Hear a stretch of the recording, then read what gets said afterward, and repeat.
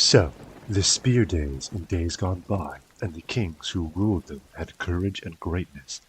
We have heard of those princes' heroic campaigns. There was Shield Sheafson, scourge of many tribes, a record of mead benches, rampaging among foes. This terror of the hall troops had come far. A foundling to start with, he would flourish later on, as his powers waxed and his worth was proved. In the end, each clan on the outlying coasts beyond the whale road had to yield to him and begin to pay tribute. That was one good king. Afterwards, a boy child was born to Shield, a cub in the yard, a comfort sent by God to that nation. He knew what they had told, the long times and troubles they'd come through, without a leader. So the Lord of Life, the glorious Almighty, made this man renowned. Shield had fathered a famous son. Beowulf's name was known to the north. And a young prince must be prudent like that, giving freely while his father lives, so that afterwards of age when fighting starts, steadfast companions will stand by him and hold the line. Behavior that's admired is the path to power among people everywhere. Shield was still thriving when his time came, and he crossed over into the Lord's keeping. His warrior band did what he bade them when he laid down the law among the Danes. They shouldered him out to the sea's flood, the chief they revered who had long ruled them. A ring-whirled prow rode in the harbor, ice-clad, outbound, a craft for a prince. They stretched their beloved lord in his boat, laid out by the mast, amidships, the great ring-giver. Far-fetched treasures were piled upon him, and precious gear. I never heard before of a ship so well furbished, with battle tackle, bladed weapons, and coats of mail. The mast treasure was loaded on top of him. It would travel far on out into the ocean's sway. They decked his body no less bountifully, with offerings than those first ones did, who cast him away when he was a child, and launched him alone out over the waves. And they set a gold standard up high above his head, and let him drift to wind and tide, bewailing him and mourning their loss. No man can tell, no wise man in hall or weathered veteran knows for certain who salvaged that load. Then it fell to Beowulf to keep the forts. He was well regarded and ruled the Danes for a long time after his father took leave of his life on earth. And then his heir, the great Halfdane, held sway for as long as he lived, their elder and warlord. He was 4 times a father, this fighter prince. One by one they entered the world. Heorgar, Hrothgar, the good Halga, and a daughter, I have heard, who was Onela's queen. A balm in bed to the battle-scarred Swede. The fortunes of war favored Hrothgar. Friends and kinsmen flocked to his ranks. Young followers, a force that grew to be a mighty army. So his mind turned to hall building. He handed down orders for men to work on a great mead hall, meant to be a wonder of the world forever. It would be his throne room, and there he would dispense his God-given goods to young and old, but not the common land or people's lives. Far and wide through the world, I have heard, orders for work to adorn that wallstead were sent to many peoples, and soon it stood there, finished and ready, in full view, the Hall of Halls. Heorot was the name he had settled on it, whose utterance was law. Nor did he renege, but doled out rings and torques at the table. The hall towered, its gables wide and high and awaiting a barbarous burning. That doom abided, but in time it would come. The killer instinct unleashed among in-laws, the bloodlust rampant. Then a powerful demon, a prowler through the dark, nursed a hard grievance. It harrowed him to hear the din of the loud banquet every day in the hall, the harp being struck and the clear song of a skilled poet telling with mastery of man's beginnings, how the Almighty had made the earth a gleaming plain girdled with waters. In his splendor he set the sun and the moon to be the earth's lamplight, lanterns for men, and filled the broad lap of the world with branches and leaves, and quickened life in every other thing that moved. So times were pleasant for the people there, until finally one, a fiend out of hell, began to work his evil in the world. Grendel was the name of this grim demon, haunting the marches, marauding round the heath and the desolate fens. He had dwelt for a time in misery among the banished monsters, Cain's clan, whom the Creator had outlawed and condemned as outcasts. For the killing of Abel the eternal Lord had exacted a price. Cain got no good from committing that murder, because the Almighty made him anathema, and out of the curse of his exile there sprang ogres and elves and evil phantoms, and the giants too who strove with God, time and again, until he gave them their reward. So, after nightfall, Grendel set out for the lofty house, to see how the ringdanes were settling into it after their drink. And there he came upon them, a company of the best, asleep from their feasting, insensible to pain and human sorrow. Suddenly then, the god-cursed brute was creating havoc. Greedy and grim, he grabbed 30 men from their resting places and rushed to his lair. Flushed up and inflamed from the raid, blundering back with the butchered corpses. Then as dawn brightened and the day broke, Grendel's power of destruction was plain. Their wassail was over, they wept to heaven and mourned under mourning. Their mighty prince, the storied leader, sat stricken and helpless, humiliated by the loss of his guard, bewildered and stunned, staring aghast at the demon's trail in deep distress.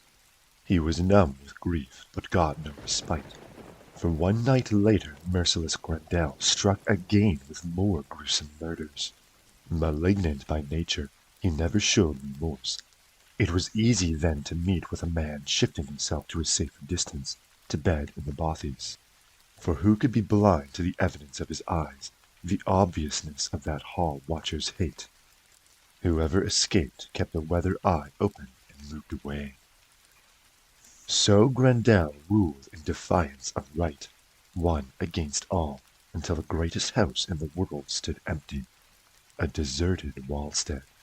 For 12 winters, seasoned with woe, the Lord of the Shielding suffered under his load of sorrow, and so, before long, the news was known over the whole world.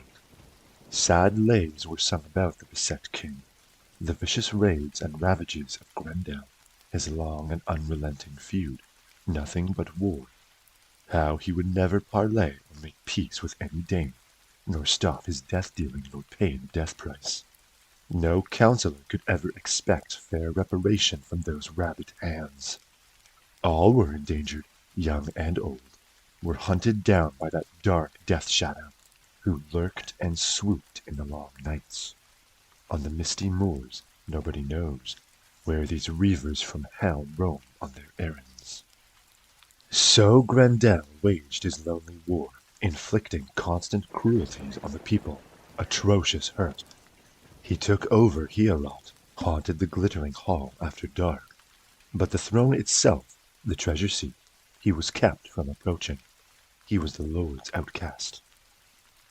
These were hard times, heartbreaking for the Prince of the Shieldings. Powerful counselors, the highest in the land, would lend advice, plotting how best the bold defenders might resist and beat off sudden attacks. Sometimes at pagan shrines, they vowed offerings to idols, swore oaths that the killer of souls might come to their aid and save the people. That was their way, their heathenish hope. Deep in their hearts they remembered hell. The almighty judge of good deeds and bad, the Lord God, head of the heavens and high king of the world, was unknown to them. Oh, cursed is he who in time of trouble has to thrust his soul in the fire's embrace. Forfeiting help, he has nowhere to turn. But blessed is he who after death can approach the Lord and find friendship in the Father's embrace. So that troubled time continued, woe that never stopped, steady affliction for Halfdan's son, too hard an ordeal. There was panic after dark. People endured raids in the night, riven by the terror. When he heard about Grendel, Higelac's thane was on home ground, over in Geatland. There was no one else like him alive. In his day, he was the mightiest man on earth, high-born and powerful. He ordered a boat that would ply the waves. He announced his plan, to sail the Swan's Road and search out that king, that famous prince who needed defenders. Nobody tried to keep him from going. No elder denied him, dear as he was to them. Instead, they inspected omens and spurred his ambition to go. Whilst he moved about like the leader he was, enlisting men, the best he could find, with 14 others the warrior boarded the boat as captain, a canny pilot along coast and currents. Time went by. The boat was on water, in close under the cliffs. Men climbed eagerly up the gangplank, sand churned in the surf. Warriors loaded a cargo of weapons, shining war gear in the vessel's hold, then heaved out, away with a will in their wood-wreathed ship. Over the waves, with the wind behind her and foam at her neck, she flew like a bird until her curved prow had covered the distance. And on the following day, at the due hour, those seafarers sighted land, sunlit cliffs, sheer crags, and looming headlands, the landfall they saw. It was the end of their voyage, and the Geats vaulted over the side, out onto the sand, and moored their ship. There was a clash of mail and a thresh of gear. They thanked God for that easy crossing on a calm sea. When the watchman on the wall, the shielding's lookout, whose job it was to guard the sea cliffs, saw shields glittering on the gangplank and battle equipment being unloaded, he had to find out who and what the arrivals were. So he rode to the shore, this horseman of Hrothgar's, and challenged them in formal terms, flourishing his spear. What kind of men are you who arrive rigged out for combat in coats of mail, sailing here over the sea lanes, in your steep-hulled boat? I have been stationed as lookout on this coast for a long time. My job is to watch the waves for raiders, any danger to the Danish shore. Never before has a force under arms disembarked so openly, not bothering to ask if the sentries allowed them safe passage or the clan had consented. Nor have I seen a mightier man-at-arms on this earth than the one standing here. Unless I am mistaken, he is truly noble. This is no mere hang-along in a hero's armor. So now, before you fare inland as interlopers, I have to be informed about who you are and where you hail from. Outsiders from across the water, I say it again, the sooner you tell where you come from and why, the better. The leader of the troop unlocked his word hoard. The distinguished one delivered this answer. We belong by birth to the Geat people and owe allegiance to Lord Hygelac. In his day, my father was a famous man, a noble warrior lord named Ecgtheow. He outlasted many a long winter and went on his way. All over the world men wise in council continue to remember him. We come in good faith to find your lord and nation's shield, the son of Halfdane. Give us the right advice and direction. We have arrived here on a great errand to the lord of the Danes, and I believe therefore there should be nothing hidden or withheld between us. So tell us if what we have heard is true about this threat, whatever it is, this danger abroad in the dark nights, this corpse-maker mongering death in the shielding's country. I come to proffer my wholehearted help and counsel. I can show the wise Hrothgar a way to defeat his enemy and find respite. If any respite is to reach him, ever. I can calm the turmoil and terror in his mind. Otherwise, he must endure woes and live with grief for as long as his hall stands at the horizon, on its high ground. Undaunted, sitting astride his horse, the coast guard answered, Anyone with gumption and a sharp mind will take the measure of two things, what is said and what is done. I believe what you have told me, that you are a troop loyal to our king, so come ahead with your arms and your gear, and I will guide you. What's more, I'll order my own comrades on their word of honor to watch your boat down there on the strand. Keep her safe in her fresh tar, until the time comes for her curved prow to preen on the waves, and bear this hero back to Giatland. May one so valiant and venturesome come unharmed through the clash of battle. So they went on their way. The ship rode the water, broad-beamed, bound by its hawser and anchored fast. Boar shapes flashed above their cheek guards, the brightly forged work of goldsmiths, watching over those stern-faced men. They marched in step, hurrying on till the timbered hall rose before them, radiant with gold. Nobody on earth knew of another building like it. Majesty lodged there, its light shone over many lands. So their gallant escort guided them to that dazzling stronghold, and indicated the shortest way to it. Then the noble warrior wheeled on his horse and spoke these words. "It is time for me to go.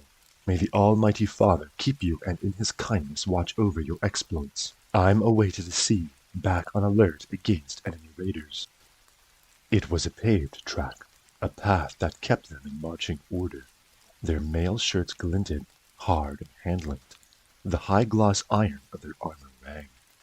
So they duly arrived in their grim war-graith and gear at the hall, and, weary from the sea, stacked wide shields of the toughest hardwood against the wall, then collapsed on the benches.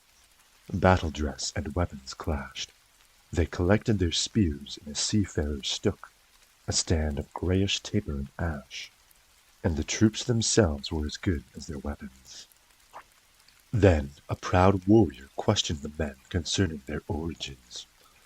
"Where do you come from, carrying these decorated shields and shirts of mail? These cheek-hinged helmets and javelins? I am Hrothgar's herald and officer.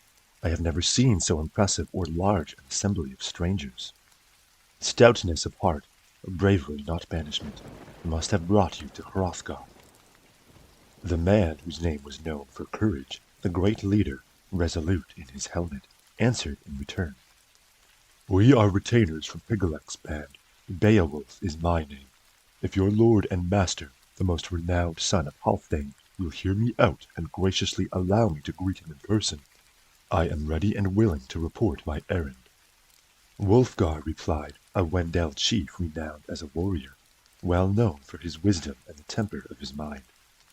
"I will take this message in accordance with your wish to our noble king, our dear lord, friend of the Danes, the giver of rings.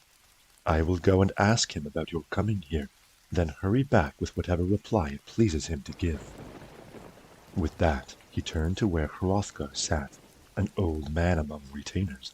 The valiant follower stood foursquare in front of his king. He knew the courtesies.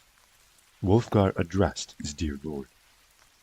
"People from Giatland have put ashore. They have sailed far over the wide sea. They call the chief in charge of their band by the name of Beowulf. They beg, my lord, an audience with you, exchange of words and formal greeting. Most gracious Hrothgar, do not refuse them, but grant them a reply.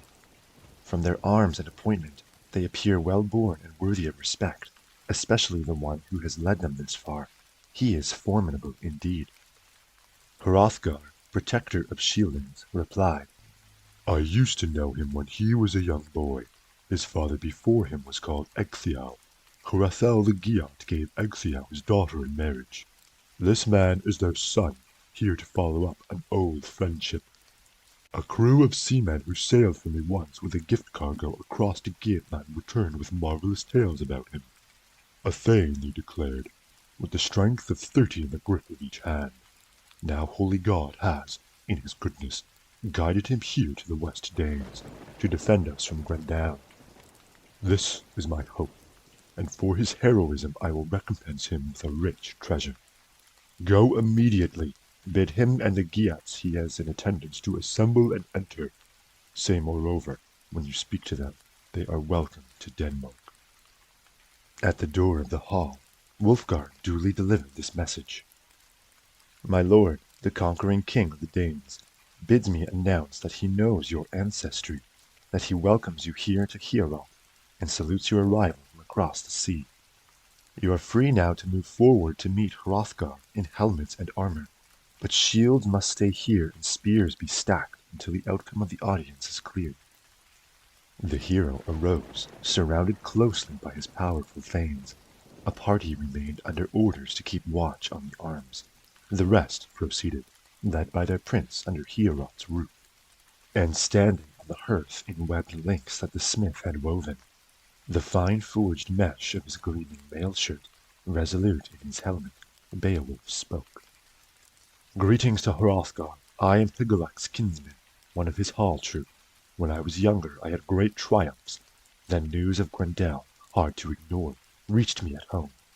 Sailors brought stories of the plight you suffer in this legendary hall, how it lies deserted, empty and useless once the evening light hides itself under heaven's dome. So every elder and experienced councilman among my people supported my resolve to come here to you, King Hrothgar, because all knew of my awesome strength. They had seen me baltered in the blood of enemies, when I battled and bound 5 beasts, raided a troll nest, and in the night sea slaughtered sea brutes. I have suffered extremes and avenged the Geats. Their enemies brought it upon themselves. I devastated them. Now I mean to be a match for Grendel, settle the outcome in single combat. And so, my request, O King of Blood Danes, dear Prince of the Shielding, friend of the people in their ring of defense, my one request is that you won't refuse me, who have come this far, the privilege of purifying Heorot, with my own men to help me and nobody else. I have heard, moreover, that the monster scorns in his reckless way to use weapons. Therefore, to heighten Hygelac's fame and gladden his heart, I hereby renounce sword in the shelter of the broad shield. That heavy war-board, hand to hand is how it will be, a life and death fight with the fiend. Whichever one death fells must deem it a just judgment by God. If Grendel wins, it will be a gruesome day. He will glut himself on the Geats in the war hall. Swoop without fear on that flower of manhood as on others before. Then my face won't be there to be covered in death. He will carry me away as he goes to ground, gorged and bloodied. He will run gloating with my raw corpse and feed on it alone, in a cruel frenzy. Fouling his moor nest. No need then to lament long or lay out my body. If the battle takes me, send back this breast-webbing that Welland fashioned and Hrethel gave me to Lord Hygelac. Fate goes ever as fate must. Hrothgar, the helmet of shieldings, spoke. Beowulf, my friend, you have traveled here to favor us with help and to fight for us. There was a feud one time begun by your father. With his own hands he had killed Beowulf, who was a wolfing, so war was looming and his people in fear of it forced him to leave. He came away then over rolling waves to the South Danes here, the sons of honor.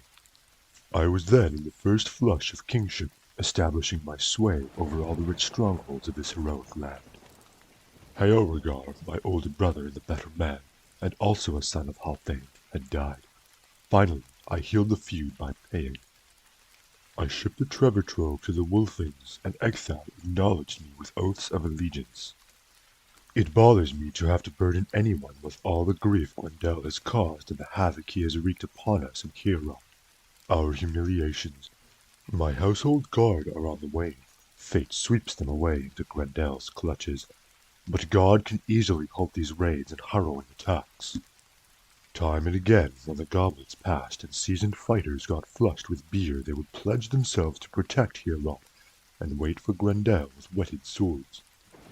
But when dawn broke and day crept in over each empty, blood-spattered bench, the floor of the mead hall where they had feasted would be slick with slaughter. And so they died, faithful retainers, and my following dwindled. Now take your place at the table, relish the triumph of heroes to your heart's content. Then a bench was cleared in that banquet hall, so the Geats could have room to be together, and the party sat, proud in their bearing, strong and stalwart. An attendant stood by with a decorated pitcher, pouring bright helpings of mead, and the minstrel sang, filling Heorot with his head-clearing voice, gladdening that great rally of Geats and Danes. From where he crouched at the king's feet, Unferth, a son of Ecglav, spoke contrary words. Beowulf's coming, his sea-braving, made him sick with envy. He could not brook or abide the fact that anyone else alive under heaven might enjoy greater regard than he did. Are you the Beowulf who took on Breca in a swimming match on the open sea, risking the water just to prove that you could win? It was sheer vanity made you venture out on the main deep, and no matter who tried, friend or foe, to deflect the pair of you, neither would back down. The sea test obsessed you. You waded in, embracing water, taking its measure, mastering currents, riding on the swell. The ocean swayed, winter went wild in the waves, but you vied for 7 nights, and then he outswam you, came ashore the stronger contender. He was cast up safe and sound one morning, among the Hethorians, then made his way to where he belonged in Bronding County. Home again, sure of his ground and strong in the bond. So Breca made good his boast upon you and was proved right. No matter, therefore, how you may have fared in every bout and battle until now. This time you'll be worsted. No one has ever outlasted an entire night against Grendel. Beowulf, Ecgtheow's son, replied, Well, friend Unferth, you have had your say about Breca and me, but it was mostly beer that was doing the talking. The truth is this. When the going was heavy in those high waves, I was the strongest swimmer of all. We'd been children together, and we grew up daring ourselves to outdo each other, boasting and urging each other to risk our lives on the sea. And so it turned out. Each of us swam holding a sword, a naked, hard-proofed blade for protection against the whale beasts. But Breca could never move out farther or faster from me than I could manage to move from him. Shoulder to shoulder we struggled, on for 5 nights, until the long flow and pitch of the waves, the perishing cold, night falling and winds from the north, drove us apart. The deep boiled up, and its wallowing sent the sea brutes wild. My armor helped me to hold out, my hard-ringed chainmail, hand-forged and linked. A fine, close-fitting filigree of gold kept me safe when some ocean creature pulled me to the bottom. Pinioned fast and swathed in its grip, I was granted one final chance. My sword plunged and the ordeal was over. Through my own hands the fury of battle had finished off the sea beast. Time and again foul things attacked me, lurking and stalking, but I lashed out, gave as good as I got with my sword. My flesh was not for feasting on. There would be no monsters gnawing and gloating over their banquet at the bottom of the sea. Instead, in the morning, mangled and sleeping the sleep of the sword, they slopped and floated like the ocean's leavings. From now on sailors would be safe. The deep sea raids were over for good. Light came from the east, bright guarantee of God, and the waves went quiet. I could see headlands and buffeted cliffs. Often, for undaunted courage, fate spares the man it is not already marked. However it occurred, my sword had killed 9 sea monsters. Such night dangers and hard ordeals I have never heard of, nor of a man more desolate in surging waves. But worn out as I was, I survived, came through with my life. The ocean lifted and laid me ashore. I landed safe on the coast of Finland. Now I cannot recall any fight you entered, Unferth, that bears comparison. I don't boast when I say that neither you nor Breca were ever much celebrated for swordsmanship, or for facing danger on the field of battle. You killed your own kith and kin, so for all your cleverness and quick tongue, you will suffer damnation in the depths of hell. The fact is, Unferth, if you were truly as keen or courageous as you claim to be, Grendel would never have got away with such unchecked atrocity, attacks on your kin, havoc in Heorot and horrors everywhere. But he knows he need never be in dread of your blade making a mizzle of his blood, or of vengeance arriving ever from this quarter. From the victory shielders, the shoulderers of the spear, he knows he can trample down the Danes to his heart's content, humiliate and murder without fear of reprisal. But he will find me different. I will show him how Giat shaped to kill in the heat of battle. Then whoever wants to may go bravely to me when morning light, scarfed in sun-dazzle, shines forth from the south and brings another daybreak to the world. Then the grey-haired treasure-giver was glad, far famed in battle. The prince of bright Danes and keeper of his people counted on Beowulf, on the warrior's steadfastness and his word. So the laughter started, the din got louder, and the crowd was happy. Wealhtheow came in, Hrothgar's queen, observing the courtesies. Adorned in her gold, she graciously saluted the men in the hall. then handed the cup first to Hrothgar, their homeland's guardian, urging him to drink deep and enjoy it because he was dear to them, and he drank it down like the warlord he was, with festive cheer. So the Helming woman went on her rounds, queenly and dignified, decked out in rings, offering the goblet to all ranks, treating the household and the assembled troop until it was Beowulf's turn to take it from her hand.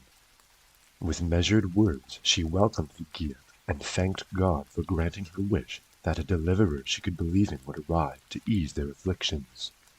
He accepted the cup, a daunting man, dangerous in action and eager for it always. He addressed Wealhtheow. Beowulf, son of Ecgtheow, said, "I had a fixed purpose when I put out to sea. As I sat in the boat with my band of men, I meant to perform to the uttermost what your people wanted or perish in the attempt, in the fiend's clutches, and I shall fulfill that purpose, prove myself with proud deed, or meet my death here in the mead hall." This formal boast by Beowulf the Geat pleased the lady well, and she went to sit by Hrothgar, regal and arrayed with gold. Then it was like old times in the echoing hall, proud talk and the people happy, loud and excited, until soon enough Halfdane's heir had to be away to his night's rest. He realized that the demon was going to descend on the hall, that he had plotted all day from dawnlight until darkness gathered again over the world, and stealthy night shapes came stealing forth under the cloud murk. The company stood as the two leaders took leave of each other. Hrothgar wished Beowulf health and good luck, named him hall warden, and announced as follows: "Never since my hand could hold a shield have I entrusted or given control of the Danes' hall to anyone but you. Ward and guard it, for it is the greatest of houses. Be on your mettle now, keep in mind your fate. Beware of the enemy. There's nothing you wish for that won't be yours if you win through alive." Hrothgar departed then with his houseguard, the lord of the Shieldings, their shelter in war, left the mead hall to lie with Wealhtheow, his queen and bedmate. The King of Glory, as people learned, had posted a lookout who was a match for Grendel, a guard against monsters, special protection to the Danish prince. And the Geat placed complete trust in his strength of limb and the Lord's favor. He began to remove his iron breastmail, took off the helmet and handed his attendant the patterned sword, a smith's masterpiece, ordering him to keep the equipment guarded, and before he bedded down, Beowulf, that prince of goodness, proudly asserted, "When it comes to fighting, I count myself as dangerous any day as Grendel, so it won't be a cutting edge I'll wield to mow him down, easily as I might. He has no idea of the arts of war, of shield or swordplay, although he does possess a wild strength. No weapons therefore, for either this night, unarmed he shall face me, if face me he dares. And may the divine Lord in his wisdom grant the glory of victory to whichever side he sees fit." Then down the brave man lay with his bolster under his head and his whole company of sea rovers at rest beside him. None of them expected he would ever see his homeland again or get back to his native place and the people who reared him. They knew too well the way it was before, how often the Danes had fallen prey to death in the mead hall. But the Lord was weaving a victory on his war loom for the Weather Geats. Through the strength of one they all prevailed. They would crush their enemy and come through in triumph and gladness.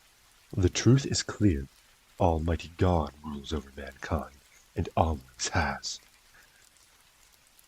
Then out of the night came the Shadow Stalker, stealthy and swift. The hall guards were slack, asleep at their posts, all except one.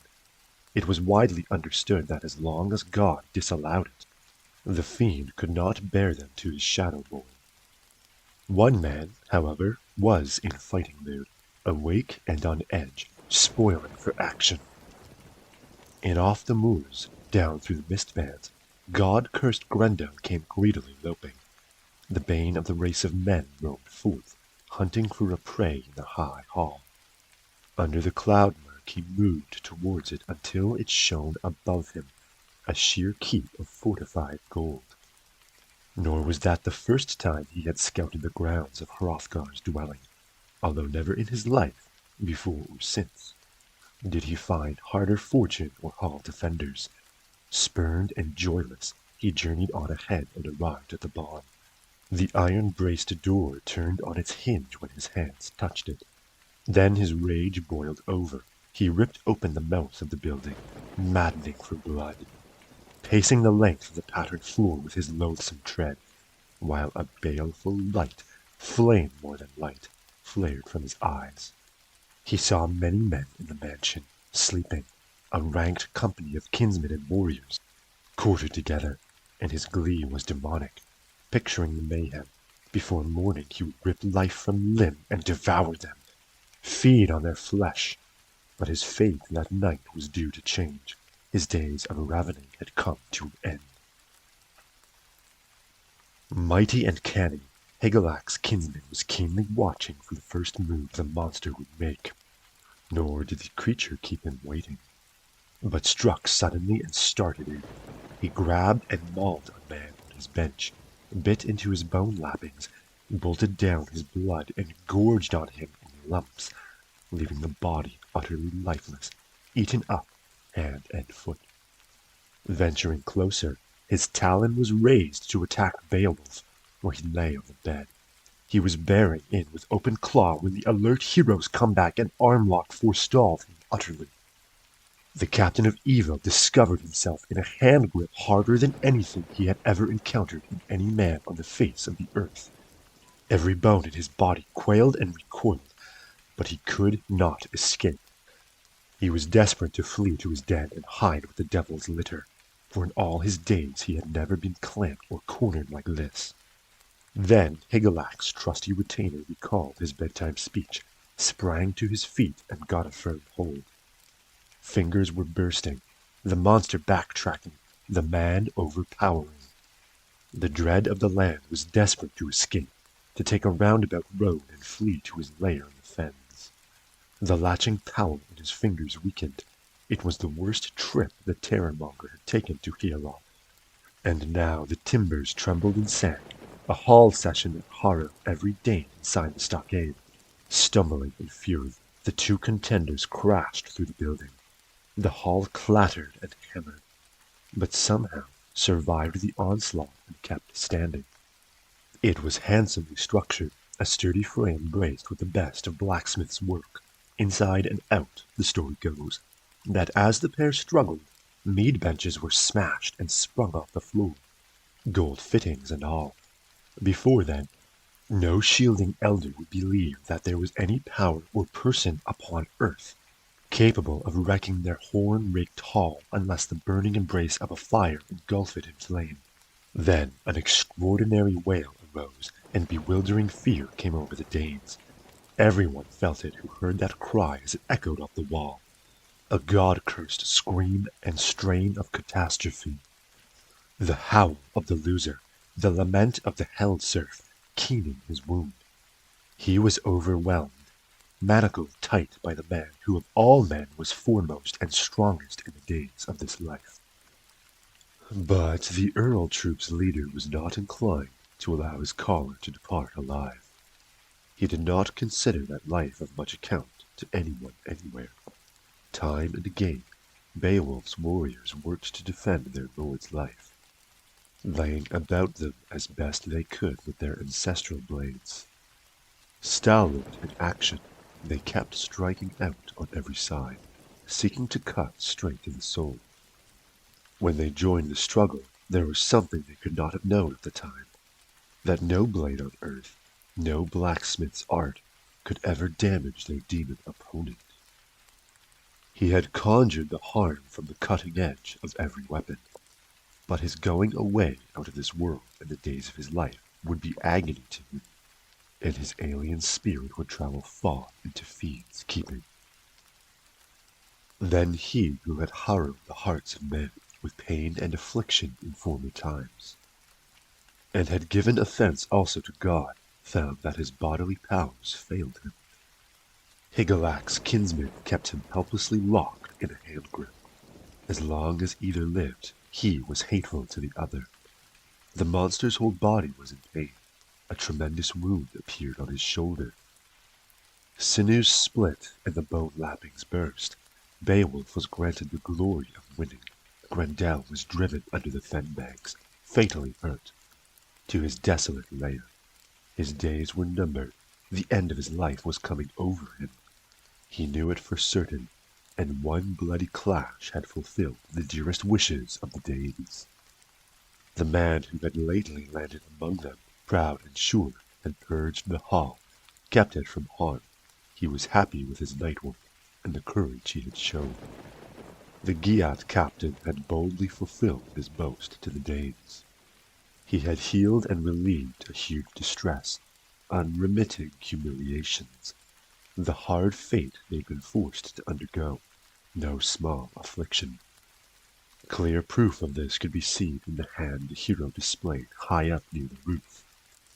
The whole of Grendel's shoulder and arm, his awesome grasp. Then morning came, and many a warrior gathered, as I've heard, around the gift hall, clan chiefs flocking from far and near, down wide-ranging roads, wondering greatly at the monster's footprints. His fatal departure was regretted by no one who witnessed his triumph. The ignominious marks of his flight, where he'd skulked away, exhausted in spirit, and beaten in battle, bloodying the path, hauling his doom to the demon's mere. The bloodshot water wallowed and surged. There were loathsome upthrows and overturnings, of waves and gold and wound slurring. With his death upon him, he had dived deep into his marsh den, drowned out his life and his heathen soul. Hell claimed him there. Then away they rode, the old retainers with many a young man following after. A troop on horseback, in high spirits, on their bay steeds. Beowulf's doings were praised over and over again. Nowhere, they said, north or south between the two seas or under the tall sky, on the broad earth was there anyone better to raise a shield or to rule a kingdom. Yet there was no laying of blame on their lord, the noble Hrothgar. He was a good king. At times the war band broke into a gallop, letting their chestnut horses race wherever they found the going good on those well-known tracks. Meanwhile, a thane of the king's household, a carrier of tales, a traditional singer deeply schooled in the lore of the past, linked a new theme to a strict meter. The man started to recite with skill, rehearsing Beowulf's triumphs and feats in well-fashioned lines, entwining his words. He told what he'd heard repeated in songs about Sigmund's exploits, all of those many feats and marvels, the struggles and wanderings of Wale's sons, things unknown to anyone except to Fitela, feuds and foul doings, confided by uncle to nephew when he felt the urge to speak of them. Always they had been partners in the fight, friends in need. They killed giants, their conquering swords had brought them down. After his death, Sigmund's glory grew and grew because of his courage when he killed the dragon, the guardian of the horde, under Greystone. He had dared to enter, all by himself, to face the worst, without Fitela. But it came to pass that his sword plunged right through those radiant scales and drove into the wall. The dragon died of it. His daring had given him total possession of the treasure hoard, his to dispose of however he liked. He loaded a boat. Wale's son waited her hold with dazzling spoils. The hot dragon melted. Sigmund's name was known everywhere. He was utterly valiant and venturesome, a fence round his fighters, and flourished therefore, after King Heramont's prowess declined, and his campaign slowed down. The king was betrayed, ambushed in Jutland, overpowered and done away with. The waves of his grief had beaten him down, made him a burden, a source of anxiety to his own nobles. That expedition was often condemned in those earlier times by experienced men, men who relied on his lordship for redress, who presumed that the part The prince was to thrive on his father's throne and defend the nation. The shielding land where they lived and belonged, its holdings and strongholds. Such was Beowulf in the affection of his friends and of everyone alive. But evil entered into Haremon. Meanwhile, the Danes kept racing their mounts down sandy lanes. The light of day broke and kept brightening. Bands of retainers galloped in excitement to the gabled hall to see the marvel in the king himself.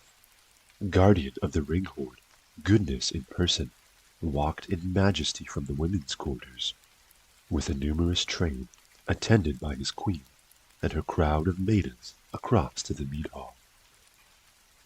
When Hrothgar arrived at the hall, he spoke, standing on the steps under the steep eaves, gazing at the roofwork and Grendel's talon. First and foremost, let the Almighty Father be thanked for this sight. I suffered a long harrowing by Grendel, but the heavenly shepherd can work his wonders always and everywhere. Not long since, it seemed I would never be granted the slightest solace or relief from any of my burdens. The best of houses glittered and reeked and ran with blood. This one worry outweighed all others, a constant distress to counselors entrusted with defending the people's fort from assault by monsters and demons. But now a man, with the Lord's assistance, has accomplished something none of us could manage before now, for all our efforts. Whoever she was who brought forth this flower of manhood, if she is still alive, that woman can say that in her labor the Lord of Ages bestowed a grace on her. So now, Beowulf, I adopt you in my heart as a dear son. Nourish and maintain this new connection, you noblest of men. There'll be nothing you'll want for, no worldly goods that won't be yours. I have often honored smaller achievements, recognized warriors not nearly as worthy, lavished rewards on the less deserving. But you have made yourself immortal by your glorious action. May the God of Ages continue to keep and requite you well. Beowulf, son of Ecgtheow, spoke. We have gone through with a glorious endeavor and been much favored in this fight we dared against the unknown. Nevertheless, if you could have seen the monster himself where he lay beaten, I would have been better pleased. My plan was to pounce, pin him down in a tight grip and grapple him to death, having him panting for life, powerless and clasped in my bare hands, his body in thrall. But I couldn't stop him from slipping my hold. The Lord allowed it. My lock on him wasn't strong enough. He struggled fiercely and broke and ran. Yet he bought his freedom at a high price, for he left his hand and arm and shoulder to show he had been here. A cold comfort for having come among us. And now he won't be long for this world. He has done his worst, but the wound will end him. He is hasped and hooped and hurpling with pain, limping and looped in it. Like a man outlawed for wickedness, he must await the mighty judgment of God in majesty. There was less tampering in big talk then, from Unferth the boaster, less of his blather, as the Hall-thanes eyed the awful proof of the hero's prowess, the splayed hand up under the eaves. Every nail, claw scale, and spur, every spike and welt on the hand of that heathen brute was like barbed steel. Everybody said there was no honed iron hard enough to pierce him through. No time-proofed blade that could cut his brutal, blood-caked claw. Then the order was given for all hands to help to refurbish Heorot immediately, men and women thronging the wine hall, getting it ready. Gold thread shone in the wall hangings, woven seams that attracted and held the eye's attention. But iron braced as the inside of it had been, that bright wound lay in ruins now. The very doors had been dragged from their hinges. Only the roof remained unscathed, by the time the guilt-fouled fiend turned tail, in despair of his life. But death is not easily escaped from by anyone. All of us with souls, earth-dwellers and children of men, must make our way to a destination already ordained where the body, after banqueting, sleeps on its deathbed.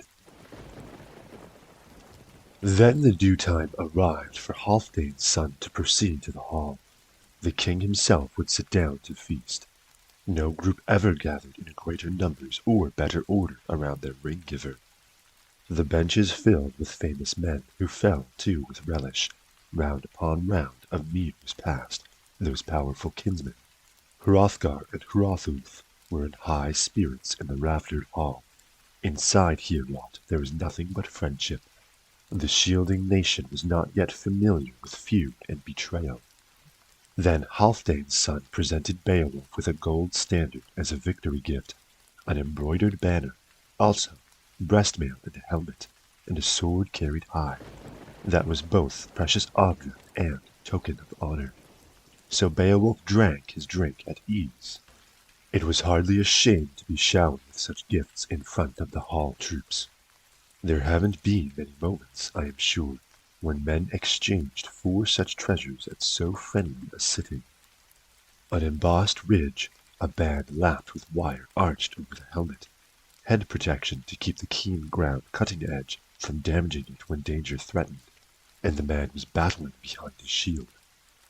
Next the king ordered 8 horses with gold bridles to be brought through the yard into the hall. The harness of one included a saddle of sumptuous design. The battle seat where the son of Halfdane rode when he wished to join the swordplay. Wherever the killing and carnage were the worst, he would be to the fore, fighting hard. Then the Danish prince, descendant of Ing, handed over both the arms and the horses, urging Beowulf to use them well. And so their leader, the lord and guard of coffer and strongroom, with customary grace, bestowed upon Beowulf both sets of gifts. A fair witness can see how well each one behaved. The chieftain went on to reward the others. Each man on the bench who had sailed with Beowulf and risked the voyage received a bounty, some treasured possession, and compensation, a price in gold, was settled for the Giat Grendel had cruelly killed earlier. As he would have killed more, had not mindful God and one man's daring prevented that doom. Past and present, God's will prevails. Hence, understanding is always best in a prudent mind. Whoever remains for long here in this earthly life will enjoy and endure more than enough. They sang then and played to please the hero, words and music for their warrior prince, harp tunes and tales of adventure. There were high times on the hall benches, and the king's poet performed his part, with the saga of Finn and his sons unfolding.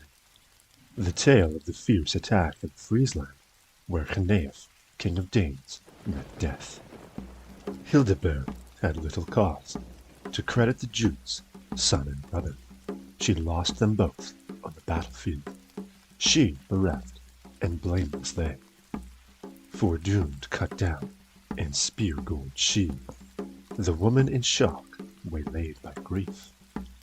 Hawk's daughter, how could she not lament her fate when morning came, and the light broke on her murdered dears, and so farewell, delight on earth, war carried away Finn's troop of thanes. All but a few, how then could Finn hold the line, or fight on? To the end with Hengest, how save the rump of his force from that enemy chief? So a truce was offered, as follows: first, separate quarters to be cleared for the Danes, hall and throne to be shared with the Frisians.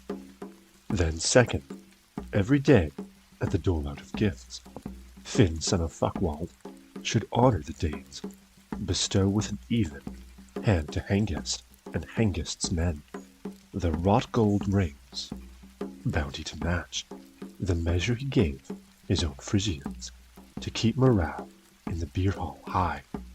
Both sides then sealed their agreement.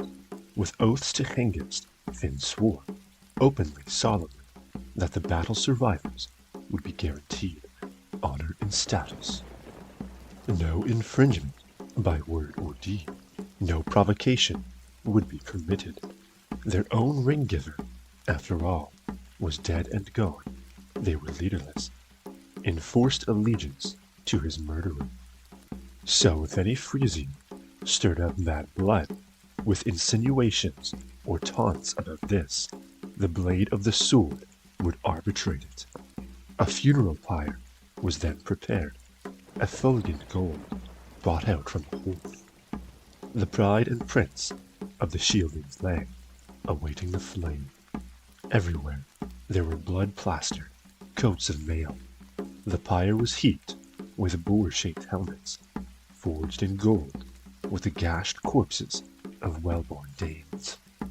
Many had fallen. Then Hildebert ordered her own son's body be burnt with Henneus, the flesh on his bones, to sputter and blaze beside his uncle's. The woman wailed and sang keens. The warrior went up. Carcass flame swirled and fumed. They stood round the burial mound and howled as heads melted, crusted gashes spattered and ran bloody matter. The glutton element flamed and consumed the dead of both sides. Their great days were gone, warriors scattered to homes and forts all over Friesland.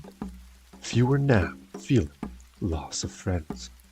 Hengist stayed, lived out that hope, resentful, blood-sullen, winter with Finn, homesick and helpless. No ring-whirled prow could up then and away on the sea. Wind and water raged with storms. Wave and shingle were shackled in ice, until another year appeared in the yard, as it does to this day. The seasons constant, the wonder of light coming over us. Then winter was gone, earth's lap grew lovely. Longing woke in the cooped-up exile for a voyage home, but more for vengeance, some way of bringing things to a head. His sword arm hankered to greet the Jutes, so he did not balk once whom the fate placed on his lap, dazzled the duel, the best sword of all, whose edge Jutes knew only too well. Thus blood was spilled, the gallant Finn slain in his home, after Guthlaf and Oslaf, back from their voyage, made old accusation. The brutal ambush, the fate they had suffered, all blamed on Finn. The wildness in them had to brim over. The hall ran red with blood of enemies. Finn was cut down, the queen brought away, and everything the shieldings could find inside Finn's walls. The Frisian kings, gold collars and gemstones, swept off to the ship. Over sea lanes then, back to Daneland, the warrior troop bore that lady home. The poem was over. The poet had performed a pleasant murmur. Started on the benches stewards did the rounds, with wine in splendid jugs, and Wealhtheow came to sit, in her gold crown between two good men, uncle and nephew, each one of whom still trusted the other, and the forthright Unferth, admired by all for his might and courage, although under a cloud for killing his brothers, reclined near the king. The queen spoke. "Enjoy this drink, my most generous lord. Raise up your goblet, entertain the Geats, duly and gently, discourse with them, be open-handed, happy and fond. Relish their company, but recollect as well all of the boons that have been bestowed on you. The bright court of Heorot has been cleansed, and now the word is that you want to adopt this warrior as a son. So, while you may, bask in your fortune, and then bequeath kingdom and nation to your kith and kin. Before your decease, I am certain of Hrothulf. He is noble and will use the young ones well. He will not let you down. Should you die before him, he will treat our children truly and fairly.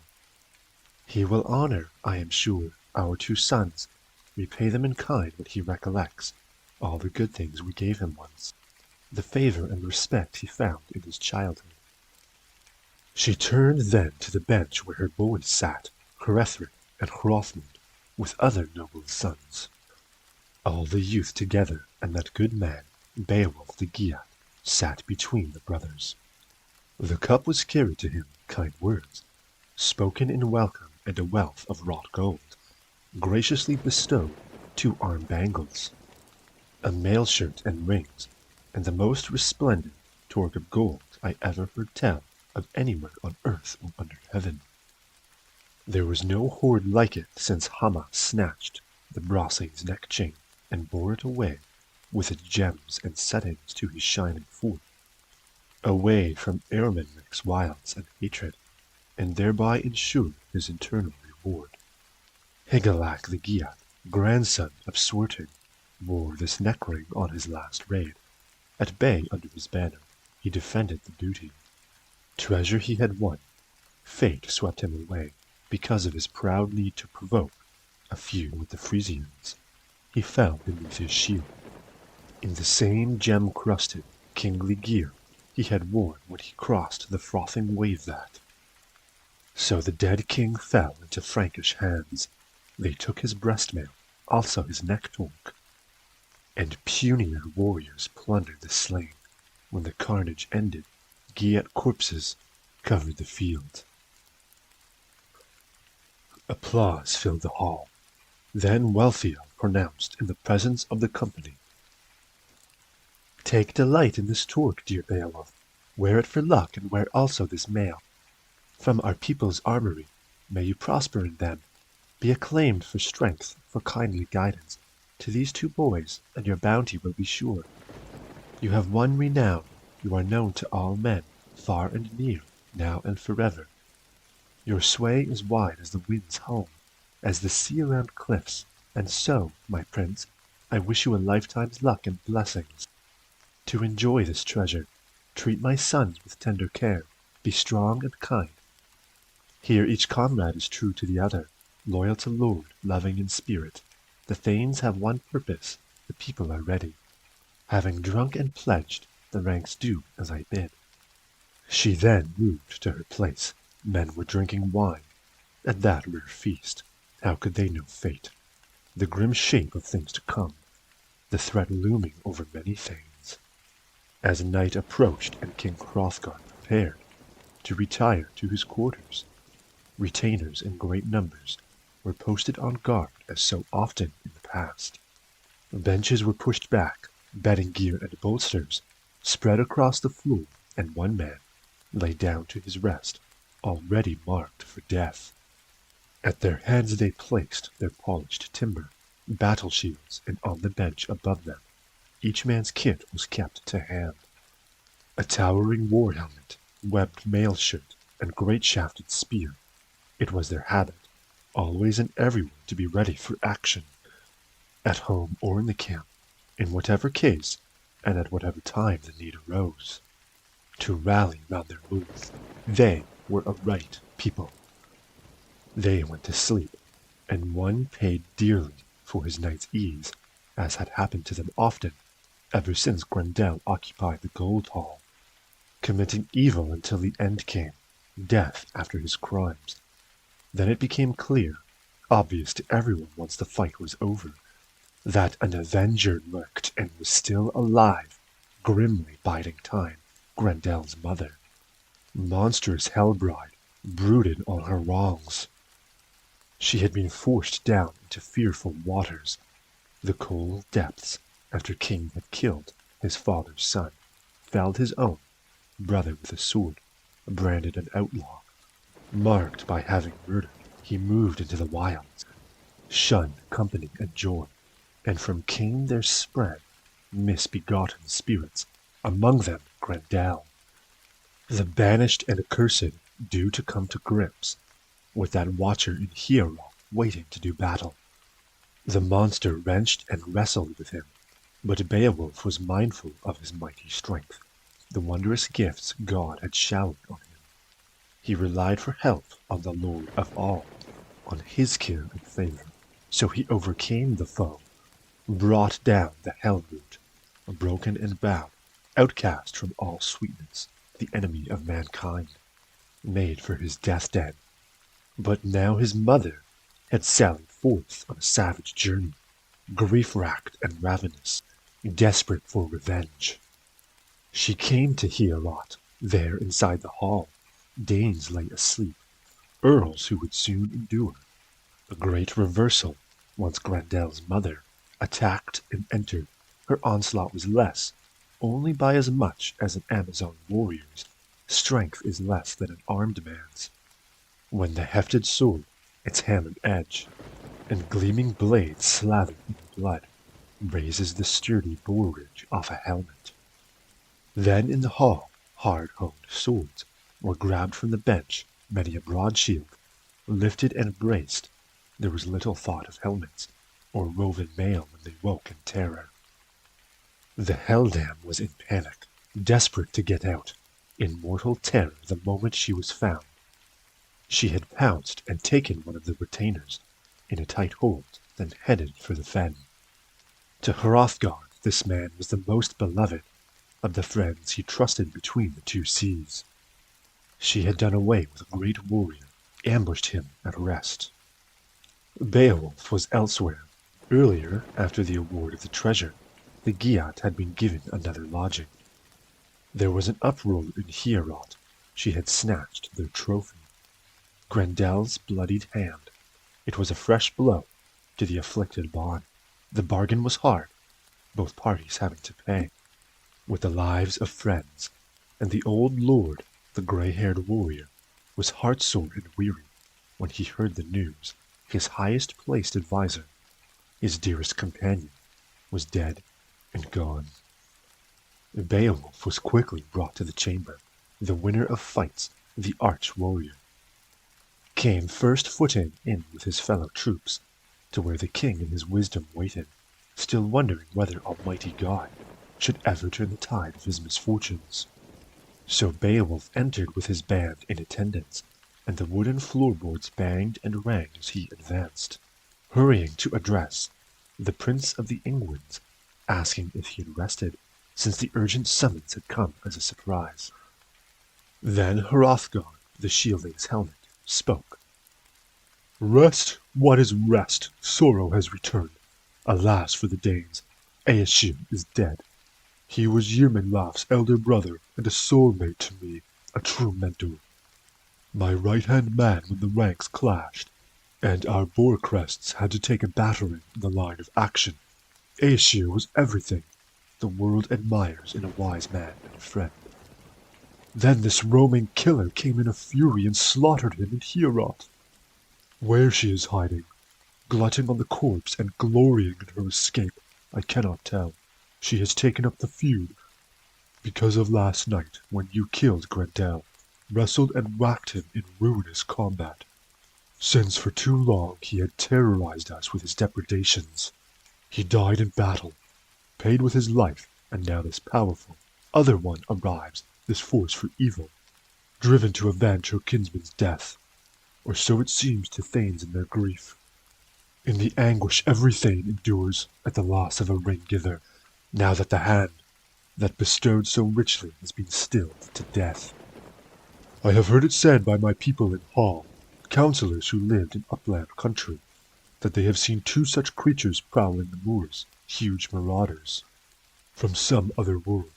One of these things, as far as anyone ever can discern, looks like a woman, the other warped, in the shape of a man, moves beyond the pale. Bigger than any man, an unnatural birth, called Grendel by country people in former days. They are fatherless creatures, and their whole ancestry is hidden in the past, of demons and ghosts. They dwell apart, among wolves on the hills, on windswept crags, and treacherous caches, where cold streams pour down the mountain and disappear under mist and moorland.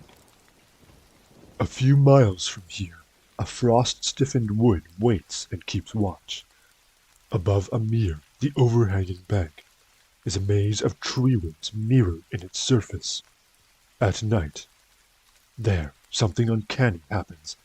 The water burns, and the mere bottom has never been surrounded by the sons of men. On its bank, the heather-stepper halts. The hart in flight from pursuing hounds will turn to face them with firm-set horns, and die in the wood rather than dive beneath its surface. That is no good place. When wind blows up and stormy weather makes clouds scud and skies weep, out of its depths a dirty surge is pitched towards the heavens. Now help depends, again on you and on you alone. The gap of danger where the demon waits is still unknown to you. Seek it if you dare.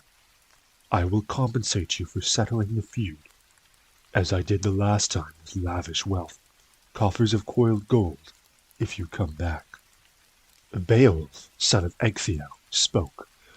"Wise sir, do not grieve. It is always better to avenge dear ones than to indulge in mourning. For every one of us living in this world means waiting for our end. Let whoever can win glory before death when a warrior is gone. That will be his best and only bulwark. So arise, my lord, and let us immediately set forth on the trail of this troll dam. I guarantee you she will not get away, not to dens underground, nor upland groves, nor the ocean floor. She'll have nowhere to flee to. Endure your troubles today. Bear up and be the man I expect you to be." With that, the old lord sprang to his feet and praised God for Beowulf's pledge. Then a bit and halter were brought for his horse, with the plaited mane. The wise king mounted the royal saddle and rode out in style. With a force of shield bearers, the forest paths were all marked all over with the monster's tracks.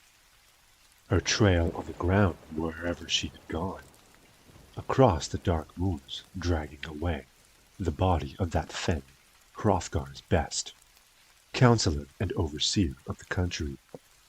So the noble prince proceeded undismayed, up fells and screes, along narrow footpaths, and ways where they were forced into single file, ledges on cliffs above layers of water monsters.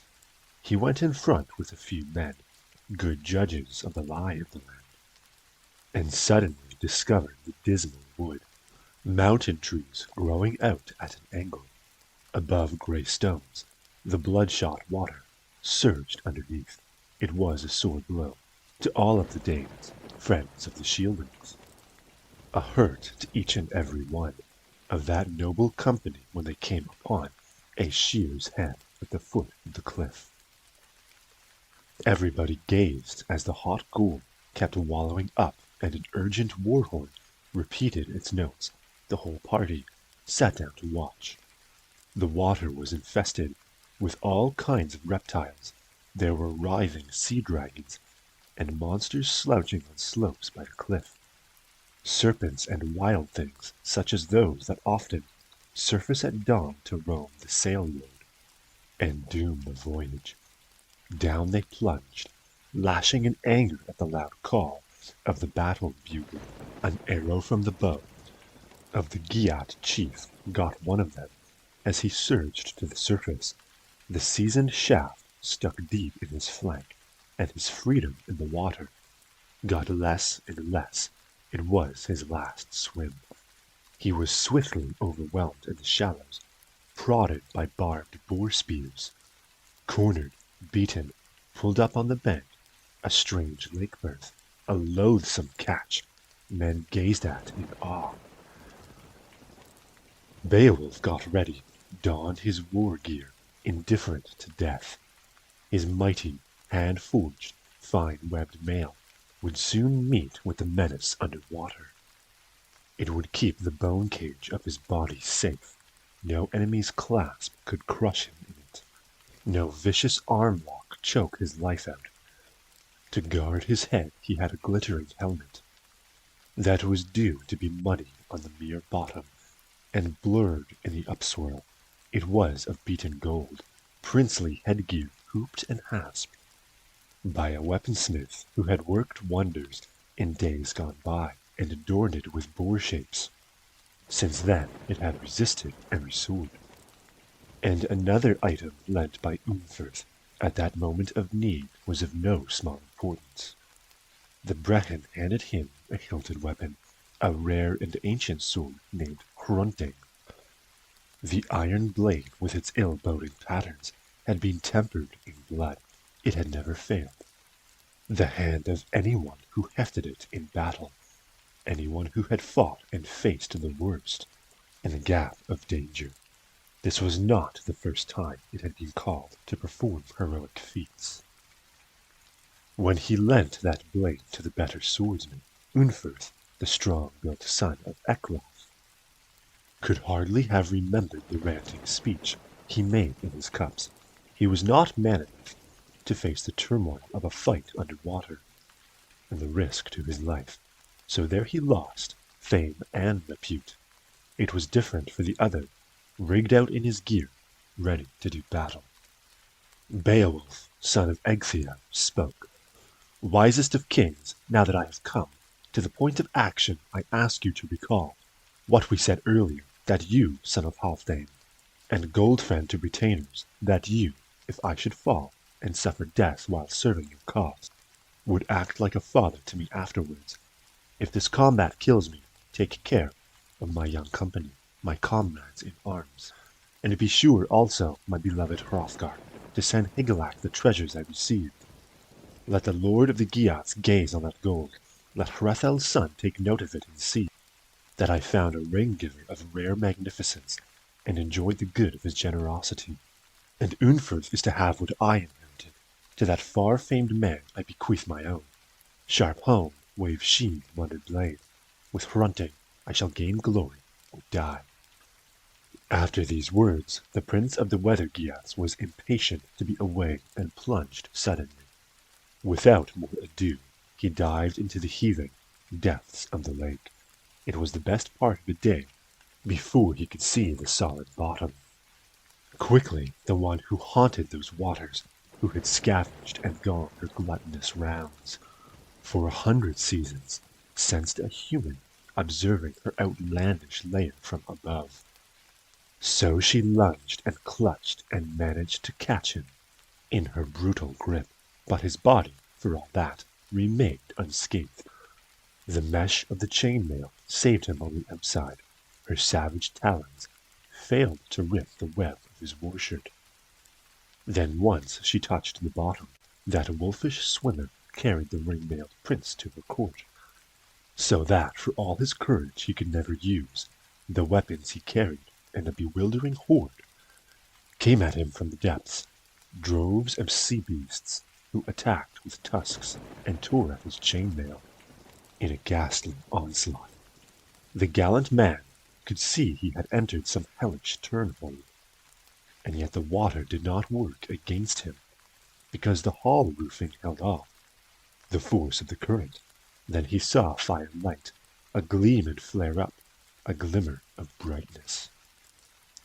The hero observed that swamp thing from hell, the Tarn hag in all her terrible strength, then heaved his war sword and swung his arm. The decorated blade came down ringing and singing on her head. But he soon found his battle torch extinguished. The shining blade refused to bite. It spared her and failed the man in his need. It had gone through many hand-to-hand fights, had hewed the armor and helmets of the doomed, but here at last the fabulous powers of that heroine failed. Higelac's kinsman kept thinking about his name and fame. He never lost heart. Then, in a fury, he flung his sword away. The keen, inlaid, worm-loop patterned steel was hurled to the ground.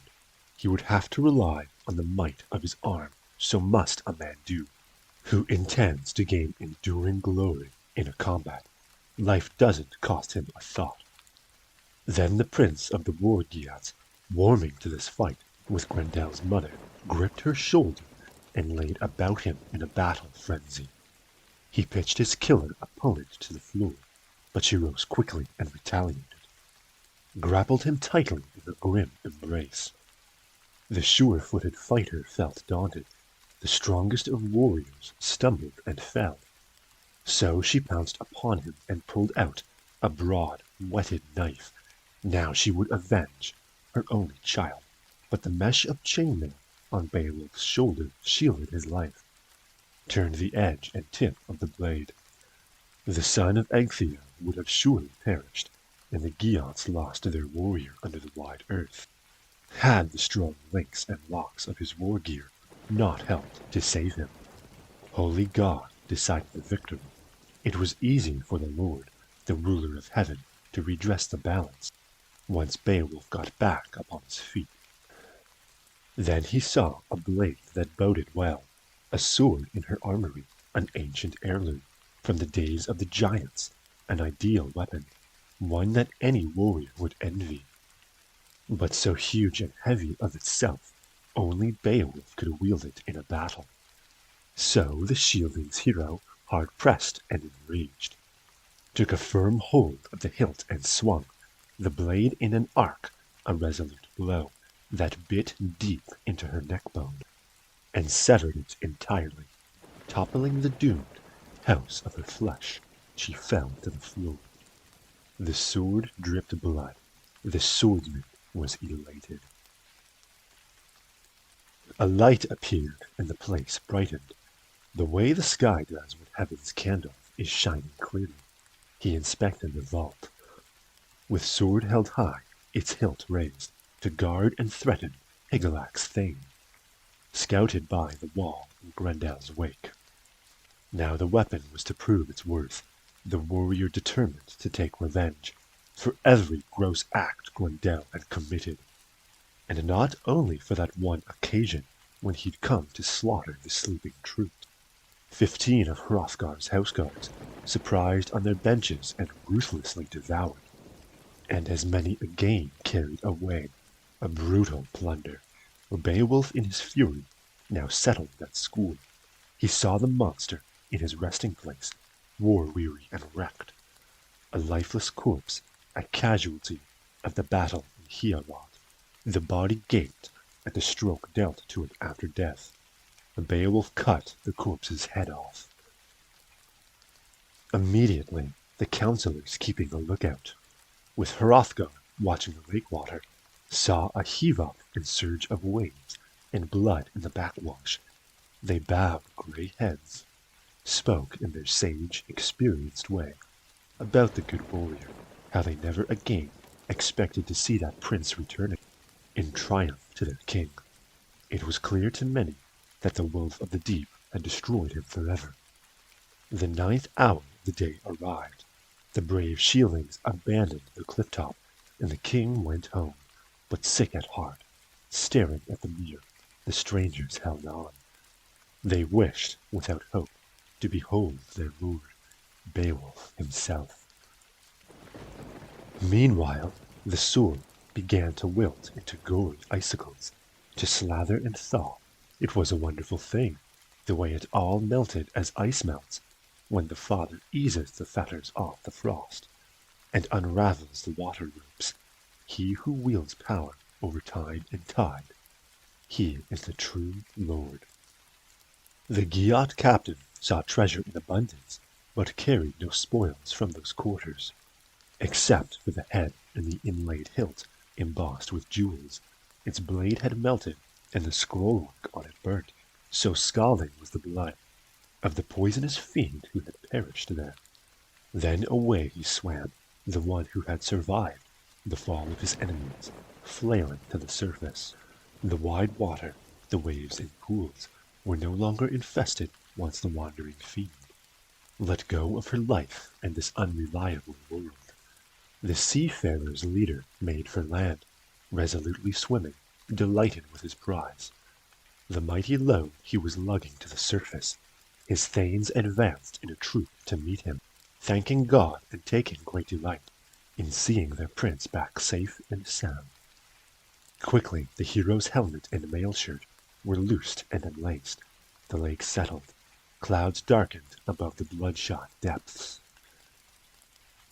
With high hearts they headed away, along footpaths and trails through the fields, roads that they knew, each of them wrestling with the hand they were carrying from the lakeside cliff.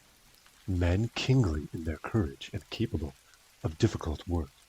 It was a task for fool to hoist Grendel's head on a spear and bear it under strain to the bright hall. But soon enough they neared the place, 14 Geats in fine fettle, striding across the outlying ground, in a delighted throng around their leader. In he came then, the Thane's commander, the arch-warrior, to address Hrothgar. His courage was proven, his glory was secure. Grendel's head was hauled by the hair, dragged across the floor where the people were drinking, a horror for both queen and company to behold. They stared in awe. It was an astonishing sight. Beowulf, son of Ecgtheow, spoke. So, son of Halfdan, prince of the Shieldings, we are glad to bring this booty from the lake. It is a token of triumph and we tender it to you. I barely survived the battle under water. It was hard fought, a desperate affair. That could have gone badly if God had not helped me. The outcome would have been quick and fatal, although Hrunting is hard-edged. I could never bring it to bear in battle. But the Lord of Men allowed me to behold it, for he often helps the unbefriended. An ancient sword shining on the wall, a weapon made for giants, there for the wielding. Then my moment came in the combat, and I struck the dwellers in that den. Next thing the Damascene sword blade melted. It bloated and it burned, in their rushing blood. I have wrested the hilt from the enemy's hand, avenged the evil done to the Danes. It is what was due. And this I pledge, O Prince of the Shieldings. You can sleep secure with your company of troops in Heorot Hall. Never need you fear for a single thing of your sceptred nation. Young warriors or old, that laying waste of life that you and your people endured of yore. Then the gold hilt was handed over to the old lord, a relic from long ago, from the venerable ruler. That rare smithwork was passed on to the prince of the Danes. When those devils perished, once death removed that murdering, guilt-steeped, God-cursed fiend, eliminating his unholy life, and his mother's as well, it was willed to that king, who of all the lavish gift-lords of the north, was the best regarded between the two seas. Hrothgar spoke. He examined the hilt. That relic of old times. It was engraved all over, and showed how war first came into the world, and the flood destroyed the tribe of giants. They suffered a terrible severance from the Lord. The Almighty made the waters rise, drowned them in the deluge for retribution.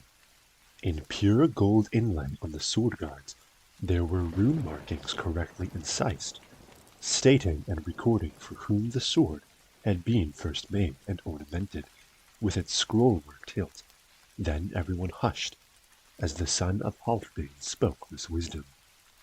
A protector of his people, pledged to uphold truth and justice and to respect tradition, is entitled to affirm that this man was born to distinction. Beowulf, my friend, your fame has gone far and wide. You are known everywhere. In all things you are even-tempered, prudent and resolute. So I stand firm by the promise of friendship we exchanged before. Forever you will be your people's mainstay, and your own warrior's helping hand. Heremod was different. The way he behaved to Egwala's sons. His rise in the world brought little joy to the Danish people, only death and destruction. He vented his rage on men he caroused with, killed his own comrades, a pariah king, who cut himself off from his own kind, even though Almighty God had made him. Eminent and powerful, and marked him from the start for a happy life. But a change happened. He grew bloodthirsty, gave no more rings to honor the Danes. He suffered in the end for having plagued his people for so long. His life lost happiness. So learn from this and understand true values. I who tell you have wintered into wisdom. It is a great wonder how Almighty God, in his magnificence, favors our race with rank and scope and the gift of wisdom. His sway is wide. Sometimes he allows the mind of a man of distinguished birth to follow its bent, grants him fulfillment and felicity on earth, and forts to command in his own country. He permits him to lord it in many lands, until the man in his unthinkingness forgets that it will ever end for him. He indulges his desires. Illness and old age mean nothing to him. His mind is untroubled by envy or malice or the thoughts of enemies. With their hate-honed swords, the whole world conforms to his will. He is kept from the worst until an element of overweening enters him and takes home, while the soul's guard, its sentry, drowses, grown too distracted. A killer stalks him. An archer who draws a deadly bow, and then the man is hit in the heart. The arrow flies beneath his defenses. The devious promptings of the demon start. His old possessions seem paltry to him now. He covets and resents, dishonors custom, and bestows no gold. And because of good things that the heavenly powers gave him in the past, he ignores the shape of things to come. Then finally the end arrives, when the body he was lent collapses and falls, prey to its death. Ancestral possessions and the goods he hoarded are inherited by another, who lets them go with a generous hand. O flower of warriors, beware of that trap. Choose, dear Beowulf, the better part. Eternal rewards. Do not give way to pride. For a brief while your strength is in bloom, but it fades quickly, and soon there will follow illness or the sword to lay you low, or sudden fire or surge of water, or jabbing blade or javelin from the air, or repellent age. Your piercing eye will dim and darken, and death will arrive, dear warrior, to sweep you away. Just so I ruled the Ringdanes' country for 50 years, defended them in wartime, with spear and sword against constant assaults. By many tribes, I came to believe my enemies had faded from the face of the earth. Still, what happened was a hard reversal. From bliss to grief, Grendel struck after lying in wait. He laid waste to the land, and from that moment my mind was in dread of his depredations. So I praise God in his heavenly glory that I lived to behold this head dripping blood, and that after such heralding I can look upon it in triumph at last. Take your place then with pride and pleasure, and move to the feast. Tomorrow morning our treasure will be shared and showered upon you. The Giat was elated and gladly obeyed the old man's bidding. He sat on the bench, and soon all was restored, the same as before. Happiness came back, the hall was thronged, and the banquet set forth. Black night fell, and covered them in darkness. Then the company rose, for the old campaigner, the grey-haired prince, was ready for bed, and a need for rest came over the brave shield-bearing Giat. He was a weary seafarer, far from home, so immediately a houseguard guided him out, one whose office entailed looking after whatever a thing on the road in those days might need or require. It was noble courtesy. That great heart rested, the hall towered, gold shingled and gabled, and the guest slept in it, until the black raven with raucous glee announced heaven's joy, and a hurry of brightness overran the shadows. Warriors rose quickly, impatient to be off their own country.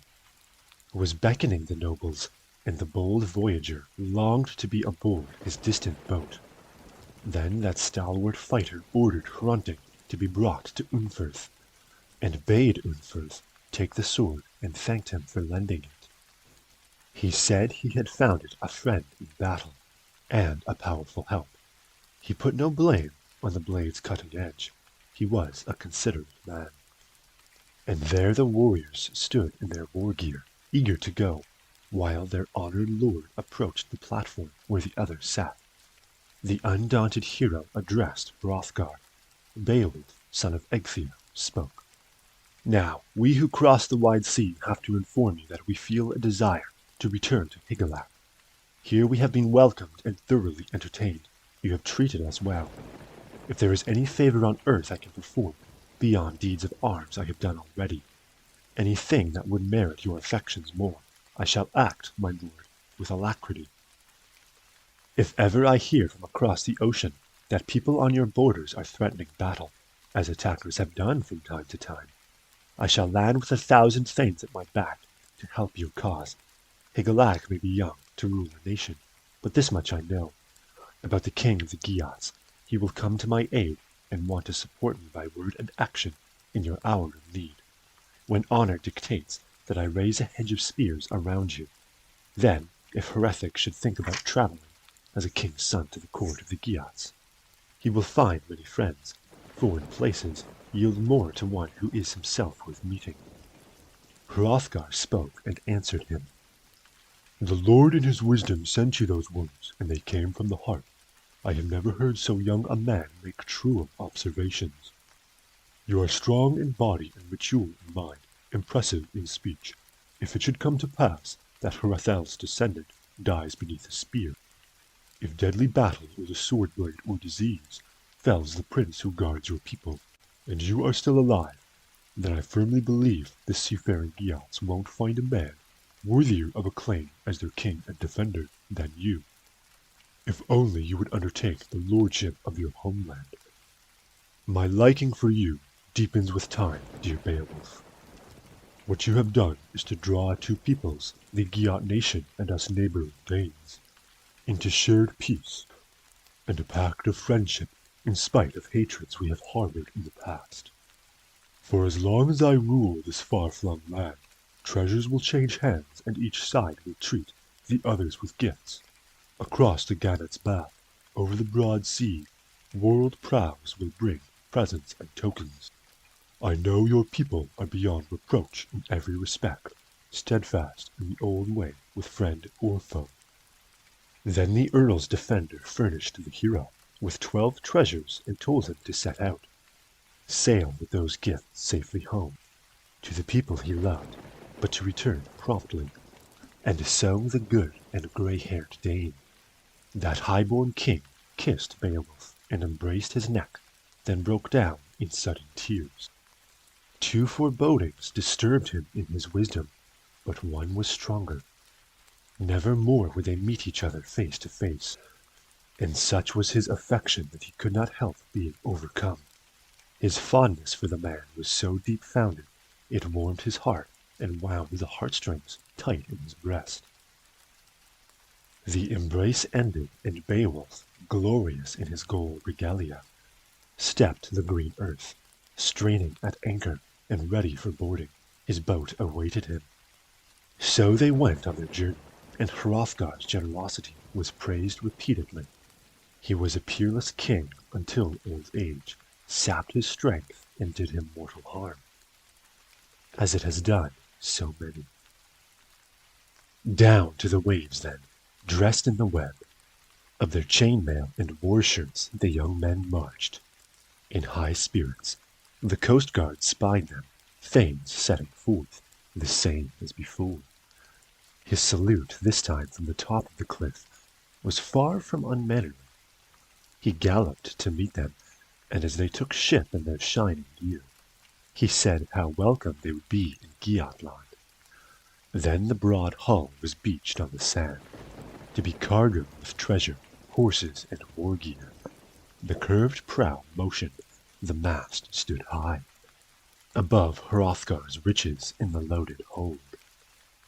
The guard who had watched the boat was given a sword with gold fittings, and in future days that present would make him a respected man at his place on the mead bench. Then the keel plunged and shook in the sea, and they sailed from Denmark. Right away the mast was rigged with its sea shawl, sail ropes were tightened, timbers drummed, and stiff winds kept the wave crosser skimming ahead. As she heaved forward, her foamy neck was fleet and buoyant, a lapped prow loping over currents, until finally the Geats caught sight of coastline and familiar cliffs. The keel reared up, wind lifted it home, it hit on the land. The harbor guard came hurrying out to the rolling water. He had watched the offing long and hard, on the lookout for those friends. With the anchor cables he moored their craft, right where it had beached, in case a backwash might catch the hull and carry it away. Then he ordered the prince's treasure trove to be carried ashore. It was a short step, from there to where Hrethel's son and heir, Hygelac the Gold Giver, makes his home on a secure cliff in the company of retainers. The building was magnificent, the king majestic, ensconced in his hall, and although Hygd, his queen, was young, a few short years at court, her mind was thoughtful and her manners sure. Haereth's daughter behaved generously, and stinted nothing when she distributed bounty to the Geats. Great Queen Modthryth perpetrated terrible wrongs. If any retainer ever made bold to look her in the face, if an eye not her lord's stared at her directly during daylight, the outcome was sealed. He was kept bound, in hand-tightened shackles, racked, tortured, until doom was pronounced, death by the sword, slash of blade, blood gush, and death qualms, in an evil display. Even a queen, outstanding in beauty, must not overstep like that. A queen should weave peace, not punish the innocent, with loss of life for imagined insults. But Hemming's kinsman put a halt to her ways, and drinkers round the table had another tale. She was less of a bane to people's lives, less cruel-minded, after she was married, to the brave Offa, a bride arrayed in her gold finery, given away by a caring father, ferried to her young prince over dim seas. In days to come she would grace the throne and grow famous, for her good deeds and conduct of life, her high devotion to the hero king, who was the best king, it had been said, between the two seas or anywhere else on the face of the earth. Offa was honored, far and wide, for his generous ways, his fighting spirit, and his far-seeing defense of his homeland. From him there sprang Eomer, Garmund's grandson, kinsman of Hemming, his warrior's mainstay and master of the field. Heroic Beowulf and his band of men crossed the wide strand, striding along the sandy foreshore. The sun shone, the world's candle warmed them from the south, as they hastened to where, as they had heard, the young king, Ongentheow's killer and his people's protector, was dispensing rings inside his barn. Beowulf's return was reported to Hygelac as soon as possible. News that the captain was now in the enclosure, his battle brother back from the fray, alive and well, walking to the hall. Room was quickly made on the king's orders, and the troops filed across the cleared floor. After Hygelac had offered greetings to his loyal thane in lofty speech, he and his kinsman, that hailed survivor, sat face to face. Heirath's daughter moved about with the mead jug in her hand, taking care of the company, filling the cups that warriors held out. Then Hygelac began to put courteous questions to his old comrade. In the high hall, he hankered to know every tale the sea Geats had to tell. "How did you fare on your foreign voyage, dear Beowulf, when you abruptly decided to sail away across the salt water and fight at Heorot? Did you help Hrothgar much in the end? Could you ease the prince of his well-known troubles? Your undertaking cast my spirits down. I dreaded the outcome of your expedition and pleaded with you long and hard to leave the killing bee. Let the South Danes settle their own blood feud with Grendel. So God be thanked, I have granted the sight of you, safe and sound." Beowulf, son of Ecgtheow, spoke. "What happened, Lord Hygelac, is hardly a secret, any more among men in this world. Myself and Grendel coming to grips on the very spot where he visited destruction on the victory shieldings and violated. Life and limb, losses I avenged, so no earthly offspring of Grendel's need ever boast of that bout before dawn, no matter how long the last of his evil family survives. When I first landed, I hastened to the ring hall and saluted Hrothgar. Once he discovered why I had come, the son of Halfdane sent me immediately to sit with his own sons on the bench. It was a happy gathering. In my whole life I have never seen mead enjoyed more in any hall on earth. Sometimes the queen herself appeared, peace pledge between nations, to hearten the young ones and hand out a torque to a warrior, then take her place. Sometimes Hrothgar's daughter distributed ale to older ranks in order on the benches. I heard the company call her Friawaru as she made her rounds, presenting men with the gem-studded bowl, young bride-to-be, to the gracious Ingeld, in her gold-trimmed attire. The friend of the Shieldings favors her betrothal. The guardian of the kingdom sees good in it. and hopes this woman will heal old wounds and grievous feuds. But generally the spear is prompt to retaliate when a prince is killed, no matter how admirable the bride may be. Think how the Heathobards will be bound to feel their lord Ingeld and his loyal thanes.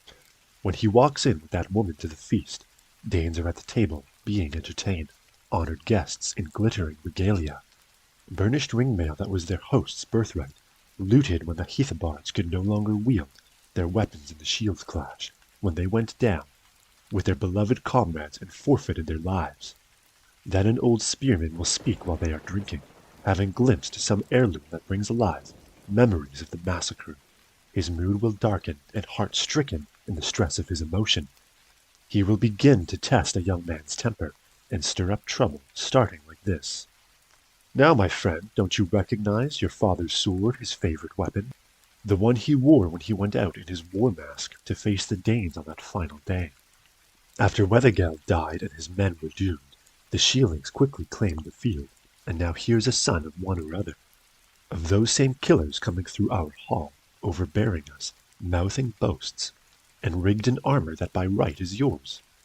And so he keeps on, recalling and accusing, working things up with bitter words, until one of the lady's retainers lies, spattered in blood, split open, on his father's account. The killer knows the lie of the land and escapes with his life. Then on both sides the oath-bound lords will break the peace, a passionate hate, will build up in Ingeld, and love for his bride will falter in him as the feud rankles. I therefore suspect the good faith of the Heathobards, the truth of their friendship and the trustworthiness of their alliance with the Danes. But now, my lord, I shall carry on with my account of Grendel, the whole story of everything that happened in the hand-to-hand fight. After heaven's gem had gone mildly to earth, that maddened spirit, the terror of those twilights, came to attack us, where we stood guard, still safe inside the hall.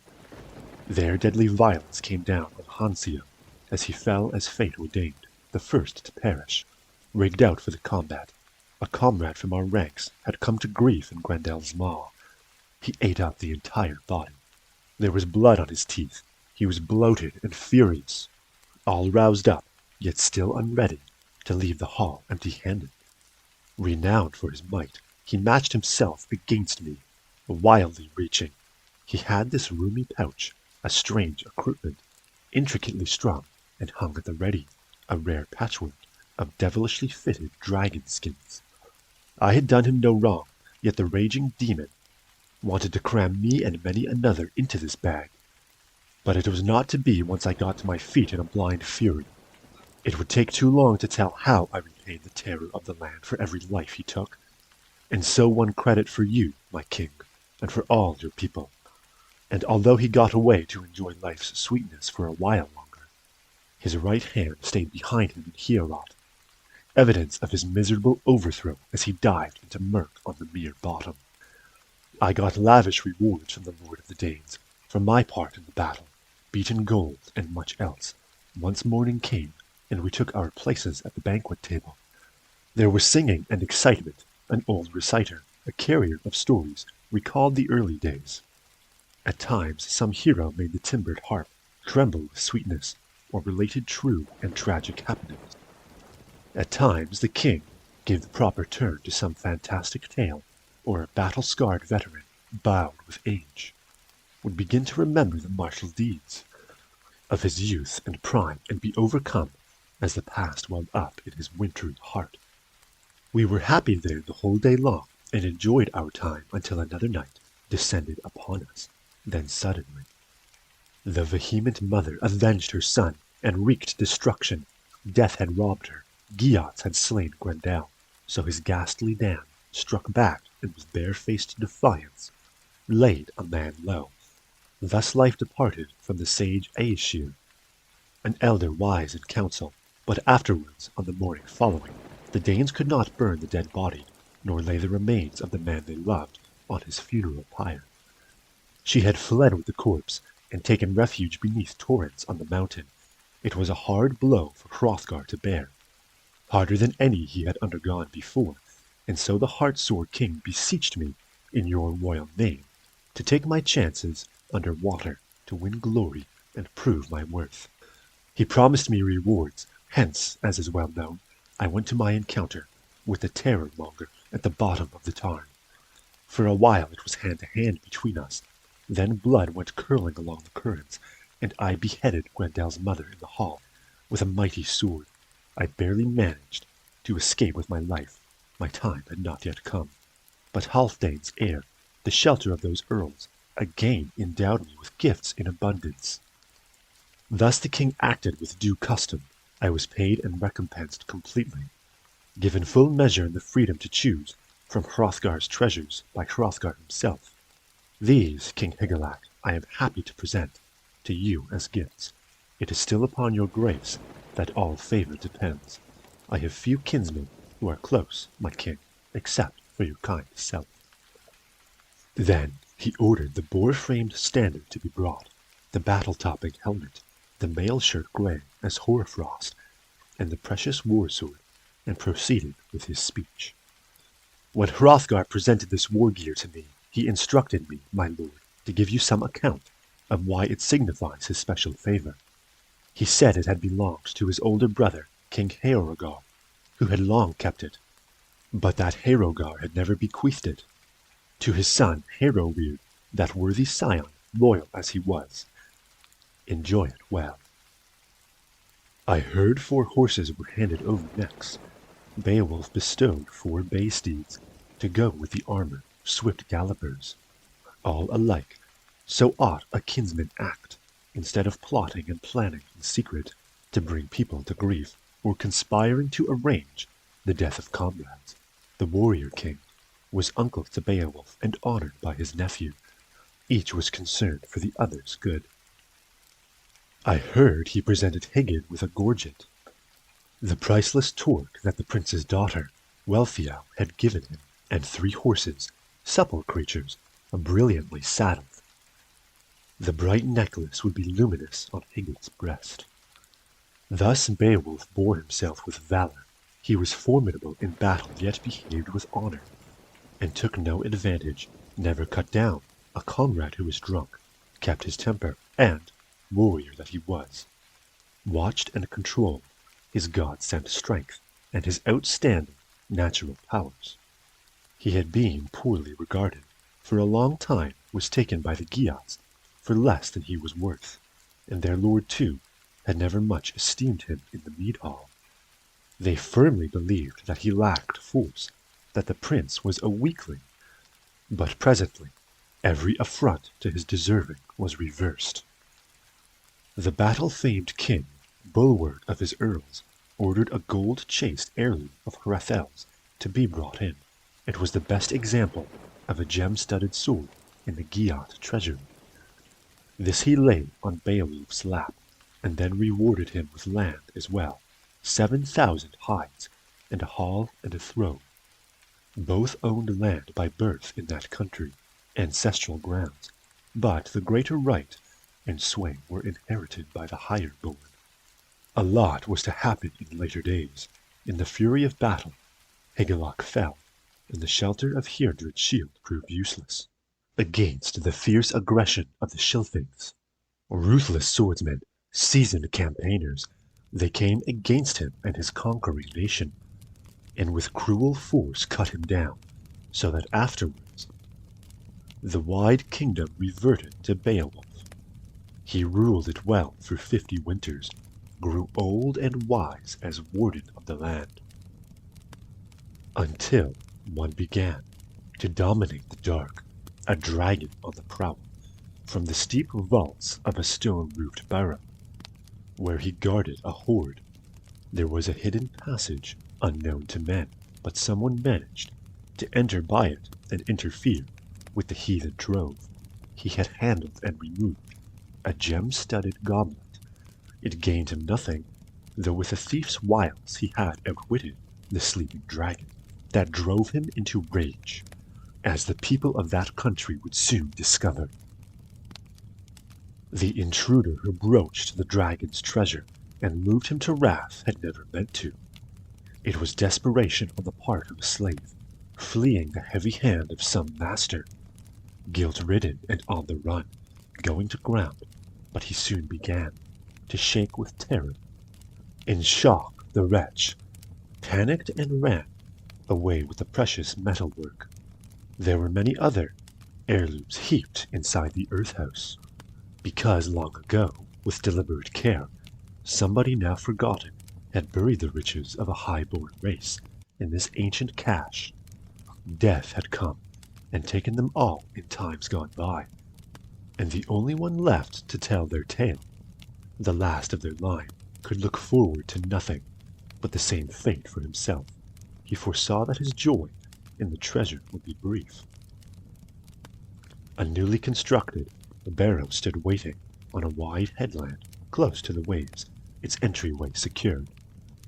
Into it the keeper of the hoard had carried all the goods and golden ware, worth preserving. His words were few. Now earth hold what earls once held, and heroes can no more. It was mine from you first, by honorable men. My own people have been ruined in war. One by one they went down to death, looked their last on sweet life in the hall. I am left with nobody to bear a sword or burnish plated goblets. Put a sheen on the cup. The companies have departed. The hard helmet, hasped with gold, will be stripped of its hoops, and the helmet shiner, who should polish the metal of the war mask, sleeps. The coat of mail that came through all fights, through shield collapse and cut-up sword, decays with the warrior. Nor may webbed mail range far and wide on the warlord's back, beside his mustered troops. No trembling harp, no tuned timbre, no tumbling hawk, swerving through the hall, no swift horse, pawing the courtyard.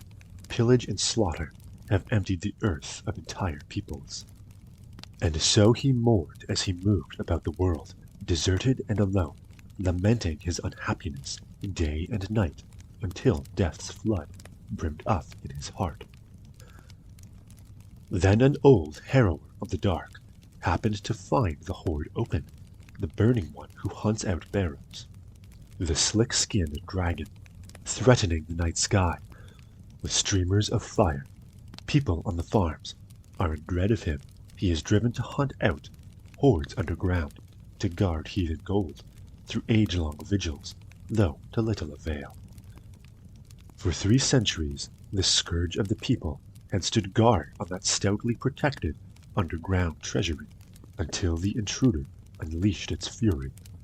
He hurried to his lord with the gold-plated cup, and made his plea to be reinstated. Then the vault was rifled, the ring hoard robbed, and the wretched man had his request granted. His master gazed on that find from the past for the first time. When the dragon awoke, trouble flared again. He rippled down the rock, writhing with anger, when he saw the footprints of the prowler who had stolen too close to his dreaming head. So may a man not marked by fate easily escape exile and woe by the grace of God. The hoard guardian scorched the ground as he scoured and hunted for the trespasser who had troubled his sleep. Hot and savage, he kept circling and circling the outside of the mound. No man appeared in that desert waste, but he worked himself up by imagining battle. Then back in he'd go in search of the cup, only to discover signs that someone had stumbled upon the golden treasures. So the guardian of the mound, the hoard watcher, waited for the gloaming with fierce impatience. His pent-up fury at the loss of the vessel made him long to hit back and lash out in flames. Then, to his delight, the day waned and he could wait no longer behind the wall, but hurtled forth in a fiery blaze. The first to suffer were the people on the land, but before long it was their treasure-giver who would come to grief. The dragon began to belch out flames and burn bright homesteads. There was a hot glow that scared everyone, for the vile sky-winger would leave nothing alive in his wake. Everywhere the havoc he wrought was in evidence. Far and near, the Giot nation bore the brunt of his brutal assaults and virulent hate. Then back to the hoard he would dart before daybreak to hide in his den. He had swinged the land, swathed it in flame, in fire and burning, and now he felt secure in the vaults of his barrow, but his trust was unavailing. Then Beowulf was given bad news, a hard truth. His own home, the best of buildings, had been burnt to a cinder. The throne room of the Geats. It threw the hero into deep anguish and darkened his mood. The wise man thought he must have thwarted ancient ordinance of the eternal Lord, broken his commandment. His mind was in turmoil. Unaccustomed anxiety and gloom confused his brain. The fire dragon had razed the coastal region and reduced forts and earthworks to dust and ashes. So the war king planned and plotted his revenge. The warrior's protector, prince of the Hall Troop, ordered a marvelous all-iron shield from his smithy works. He well knew that linden boards would let him down and timber burn. After many trials, he was destined to face the end of his days in this mortal world, as was the dragon, for all his long leasehold on the treasure. Yet the Prince of the Rings was too proud to line up with a large army against the Sky Plague. He had scant regard for the dragon as a threat, no dread at all of its courage or strength, for he had kept going often in the past, through perils and ordeals of every sort after he had purged Hrothgar's hall, triumphed in Heorot and beaten Grendel. He outgrappled the monster and his evil kin. One of his cruelest hand-to-hand encounters had happened when Hygelac, king of the Geats, was killed. In Friesland, the people's friend and lord, Hrethel's son, slaked a sword blade's thirst for blood. But Beowulf's prodigious gifts as a swimmer guaranteed his safety. He arrived at the shore, shouldering 30 battle dresses, the booty he had won. There was little for the headwear to be happy about, as they shielded their faces and fighting on the ground began in earnest. With Beowulf against them, few could hope to return home. Across the wide sea, desolate and alone, the son of Ecgtheow swam back to his people. There Hygd offered him throne and authority as lord of the Ring Hoard. With Hygelac dead, she had no belief in her son's ability to defend their homeland against foreign invaders. Yet there was no way the weakened nation could get Beowulf to give in and agree to be elevated over Heardred as his lord, or to undertake the office of kingship. But he did provide support for the prince, honored and minded him until he matured as the ruler of Geatland. Then over sea roads, exiles arrived, sons of Othere. They had rebelled against the best of all, the sea kings in Sweden, the one who held sway in the Scilfing nation, their renowned prince, lord of the mead hall. That marked the end for Hygelac's son. His hospitality was mortally rewarded with wounds from a sword. Heardred lay slaughtered, and Onela returned to the land of Sweden, leaving Beowulf to ascend the throne, to sit in majesty and rule over the Geats. He was a good king. In days to come, he contrived to avenge the fall of his prince. He befriended Eadgils, when Eadgils was friendless, aiding his cause, with weapons and warriors over the wide sea, sending him men.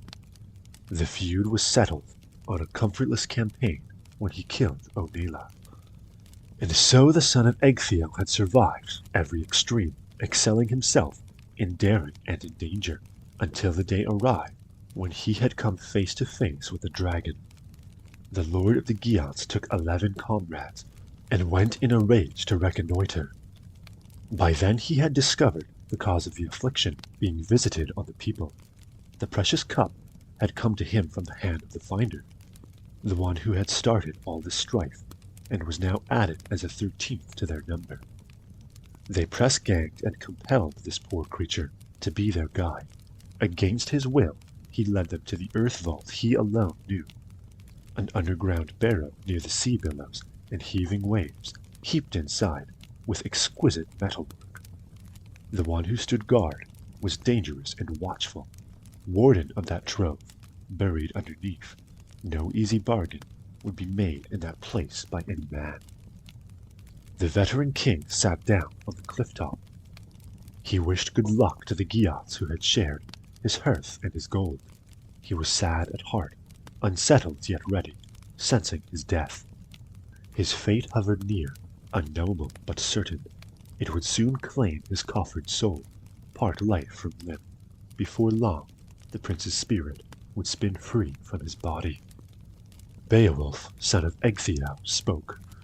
"Many a skirmish I survived when I was young, and many times of war. I remember them well. At 7, I was fostered out by my father, left in the charge of my people's lord. King Hrethel kept me and took care of me, was open-handed, behaved like a kinsman. While I was his ward, he treated me no worse, as a wean about the place than one of his own boys. Herabild and Haethcyn were my own Higelac. For the eldest, Herabild, an unexpected deathbed was laid out, through a brother's doing, when Haethcyn bent his horn-tipped bow, and loosed the arrow that destroyed his life. He shot wide and buried a shaft in the flesh and blood of his own brother. That offence was beyond redress, a wrong-footing of the heart's affections, for who could avenge the prince's life or pay his death price? It was like the misery felt by an old man who has lived to see his son's body swing on the gallows.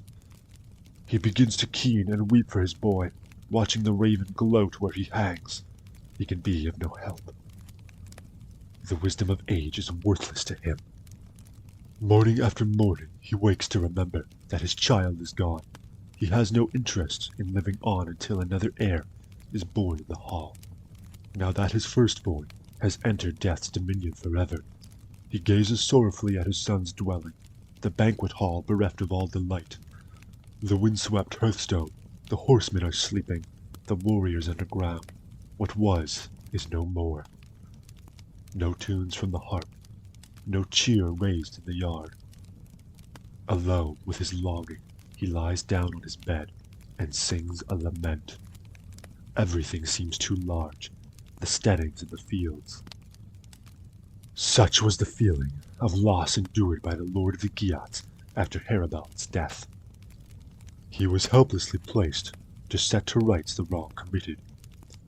Could not punish the killer in accordance with the law of the blood feud, although he felt no love for him. Heartsore, wearied, he turned away from life's joys, chose God's light, and departed, leaving buildings and lands to his sons, as a man of substance will. Then over the wide seas, Swedes and Geats battled and feuded and fought without quarter. Hostilities broke out when Hrethel died.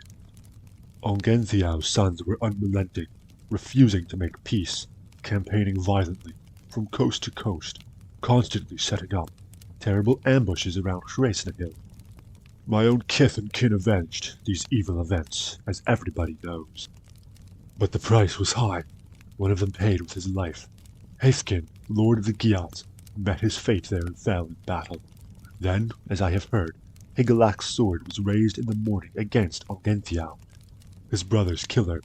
When Eofer cleft the old Swede's helmet, half it open, he fell, death pale. His feud-calloused hand could not stave off the fatal stroke. The treasures that Higelac lavished on me I paid for when I fought, as fortune allowed me, with my glittering sword. He gave me land and the security land brings, so he had no call to go looking for some lesser champion, some mercenary from among the Gifas or the spear-danes of the men of Sweden.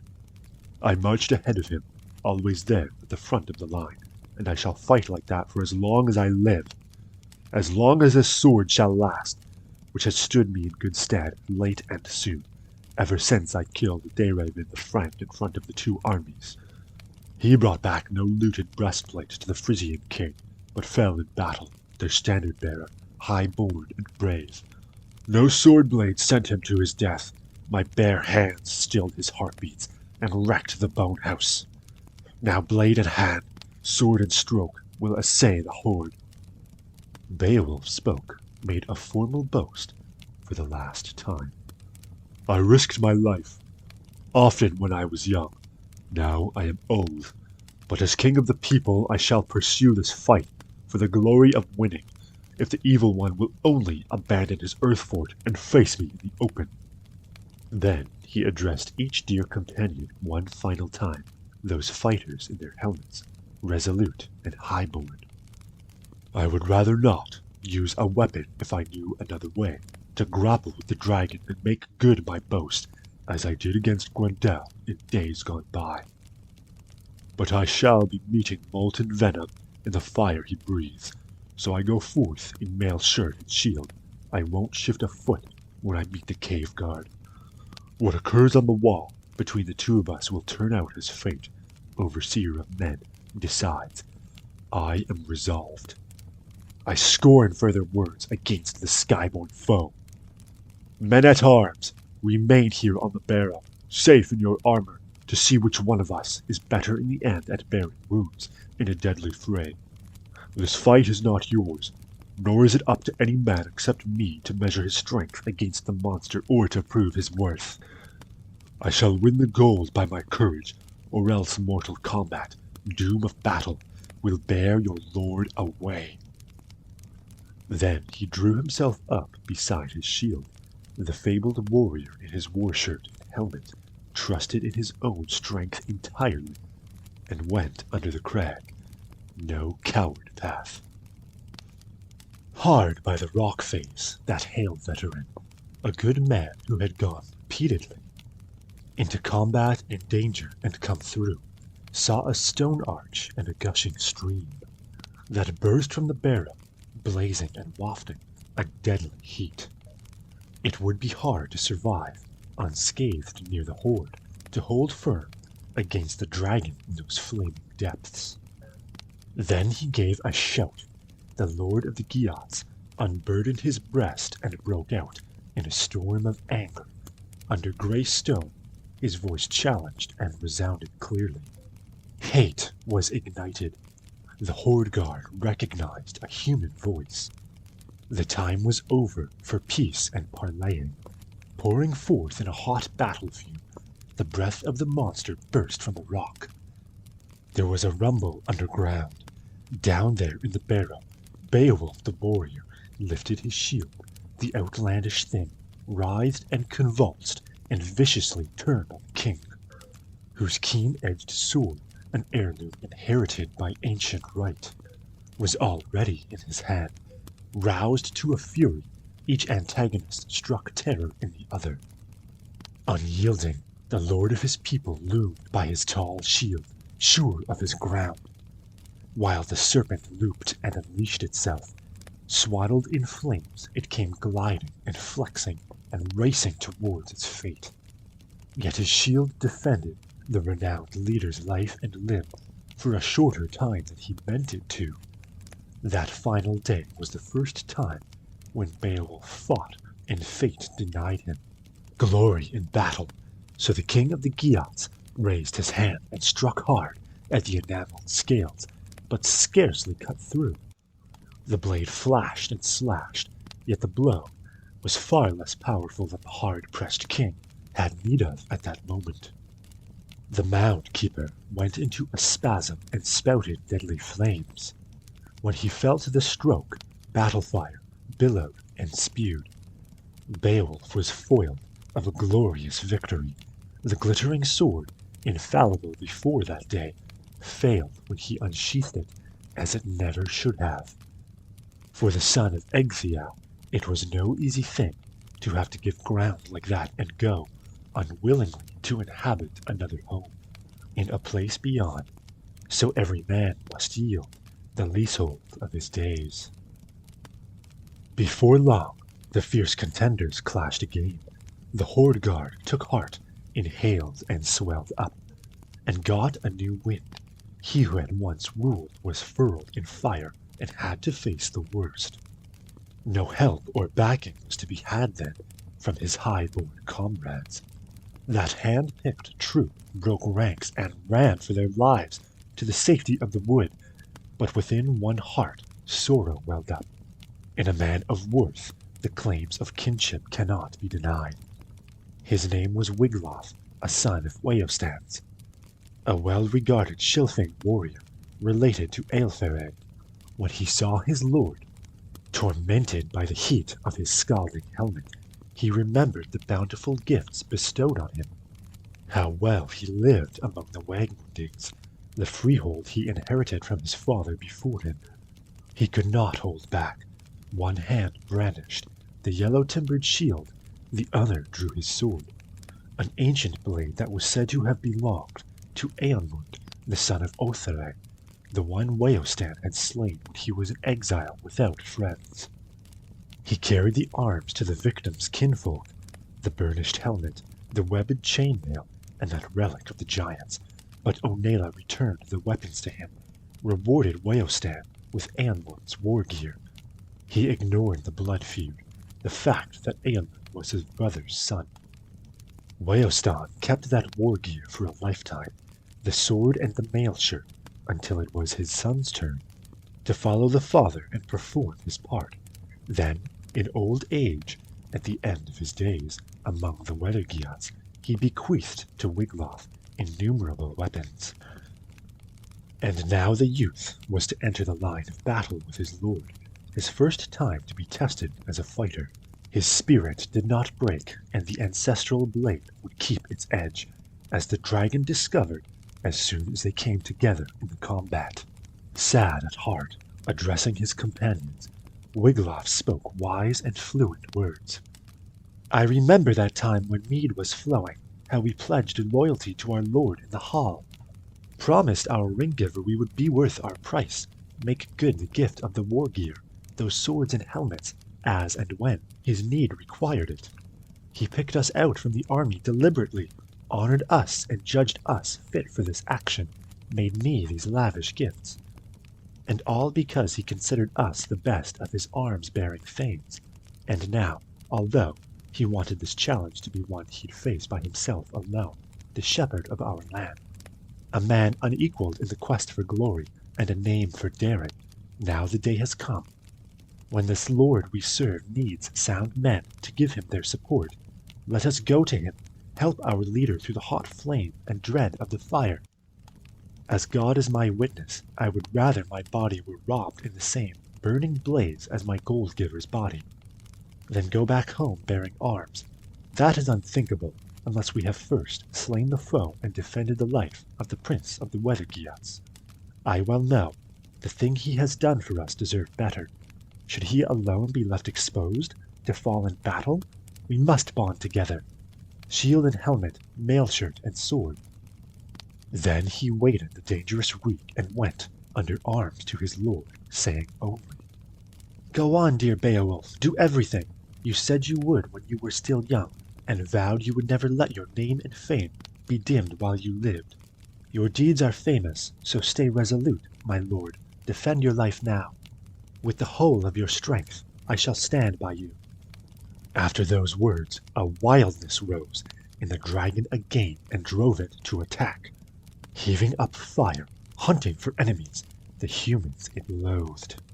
Flames lapped at the shield, charred it to the boss, and the body armor on the young warrior was useless to him.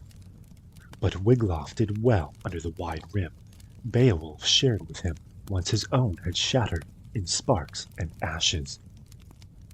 Inspired again by the thought of glory, the war king threw his whole strength behind a sword stroke and connected with the skull, and Naegelen snapped. Beowulf's ancient iron-grey sword let him down in the fight. It was never his fortune to be helped in combat by the cutting edge of weapons made of iron.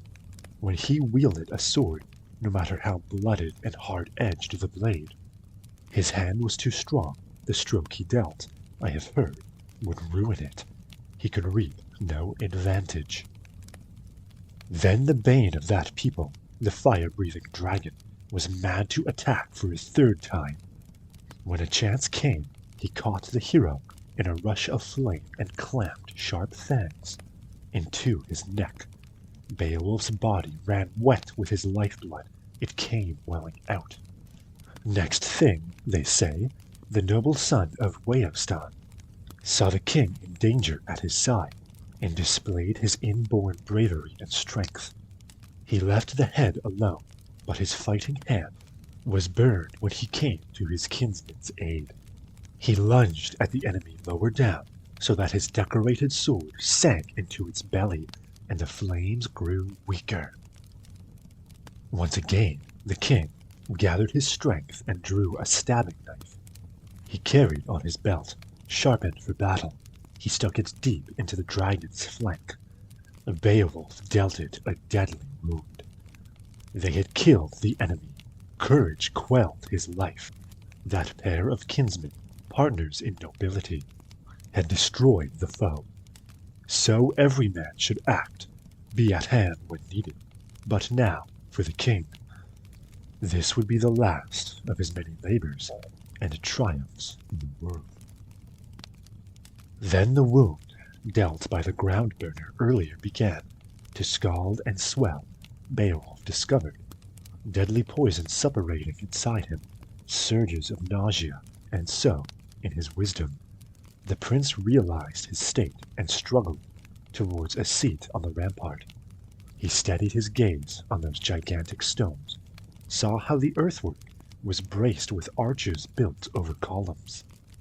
And now that fame unequaled for goodness, with his own hands washed his lord's wounds, swathed the weary prince with water, bathed him clean, unbuckled his helmet. Beowulf spoke in spite of his wounds. Mortal wounds, he still spoke, for he well knew his days in the world had been lived out to the end. His allotted time was drawing to a close. Death was very near. Now is the time when I would have wanted to bestow this armor on my own son, had it been my fortune to have fathered an heir and live on in his flesh. For 50 years I ruled this nation.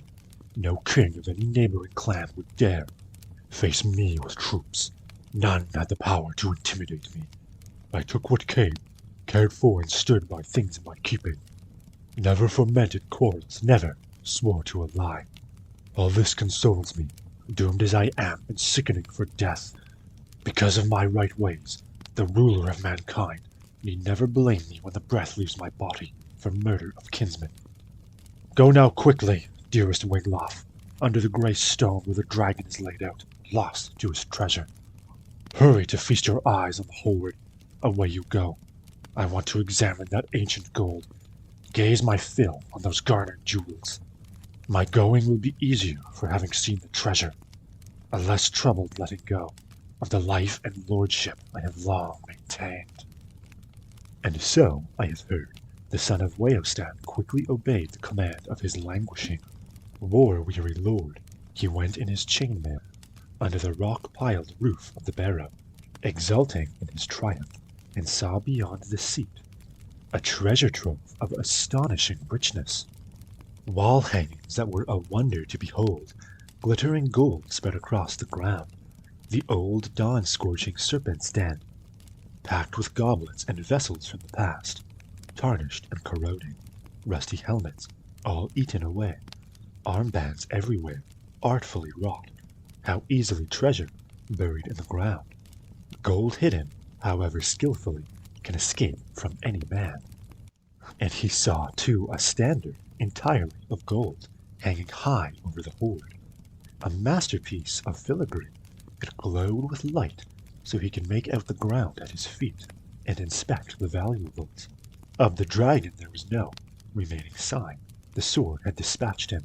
Then, the story goes, a certain man plundered the hoard in that immemorial how, filled his arms with flagons and plates, anything he wanted, and took the standard also, most brilliant of banners. Already the blade of the old king's sharp killing sword had done its worst. The one who had for long minded the hoard, hovering over gold, unleashing fire, surging forth. Midnight after midnight had been mown down. Wiglaf went quickly, keen to get back, excited by the treasure. Anxiety weighed on his brave heart. He was hoping he would find the leader of the Geats alive where he had left him, helpless earlier on the open ground. So he came to the place, carrying the treasure, and found his lord bleeding profusely, his life at an end, again he began to swathe his body. The beginnings of an utterance broke out from the king's breast cage. The old lord gazed sadly at the gold. To the everlasting Lord of all, to the King of glory, I give thanks that I behold this treasure here in front of me, that I've been allowed to leave my people so well endowed on the day I die. Now that I have bartered my last breath to own this fortune, it is up to you to look after their needs. I can hold out no longer. Order my troop to construct a barrow on a headland on the coast after my pyre has cooled. It will loom on the horizon at Hronesness, and be a reminder among my people, so that in coming times crews under sail will call it Beowulf's Barrow as they steer ships across the wide and shrouded waters. Then the king, in his great-heartedness, unclasped the collar of gold from his neck and gave it to the young thing, telling him to use it and the war shirt and the gilded helmet as well. You are the last of us, the only one left. Of the Waegmundings, fate swept us away, sent my whole brave highborn clan to their final doom. Now I must follow them. That was the warrior's last word. He had no more to confide. The furious heat of the pyre would assail him. His soul fled from his breast to its destined place among the steadfast ones. It was hard then on the young hero, having to watch the one he held so dear, there on the ground, going through his death agony. The dragon from under earth, his nightmarish destroyer, lay destroyed as well, utterly without life. No longer would his snake folds ply themselves to safeguard hidden gold. Hard-edged blades, hammered out and keenly filed, had finished him, so that the sky roamer lay there rigid, brought low beside the treasure lodge. Never again would he glitter and glide and show himself off in midnight air. Exulting in his riches, he fell to earth through the battle strength in Beowulf's arm. There were few, indeed, as far as I have heard, big and brave as they may have been, few who would have held out if they had to face the outpourings of that poison breather, or gone foraging on the ring hall floor, and found the deep barrow dweller on guard and awake. The treasure had been won, bought and paid for by Beowulf's death. Both had reached the end of the road throughout the life they had been lent. Before long, the battle-dodgers abandoned the wood, the ones who had let down their lord earlier. The tail-turners, 10 of them together, when he needed them most, they had made off. Now they were ashamed and came behind shields in their battle outfits to where the old man lay. They watched Wiglaf, sitting worn out, a comrade shoulder to shoulder with his lord, trying in vain to bring him round with water. Much as he wanted to, there was no way he could preserve his lord's life on earth, or alter in the least the Almighty's will. What God judged right would rule what happened, to every man, as it does to this day.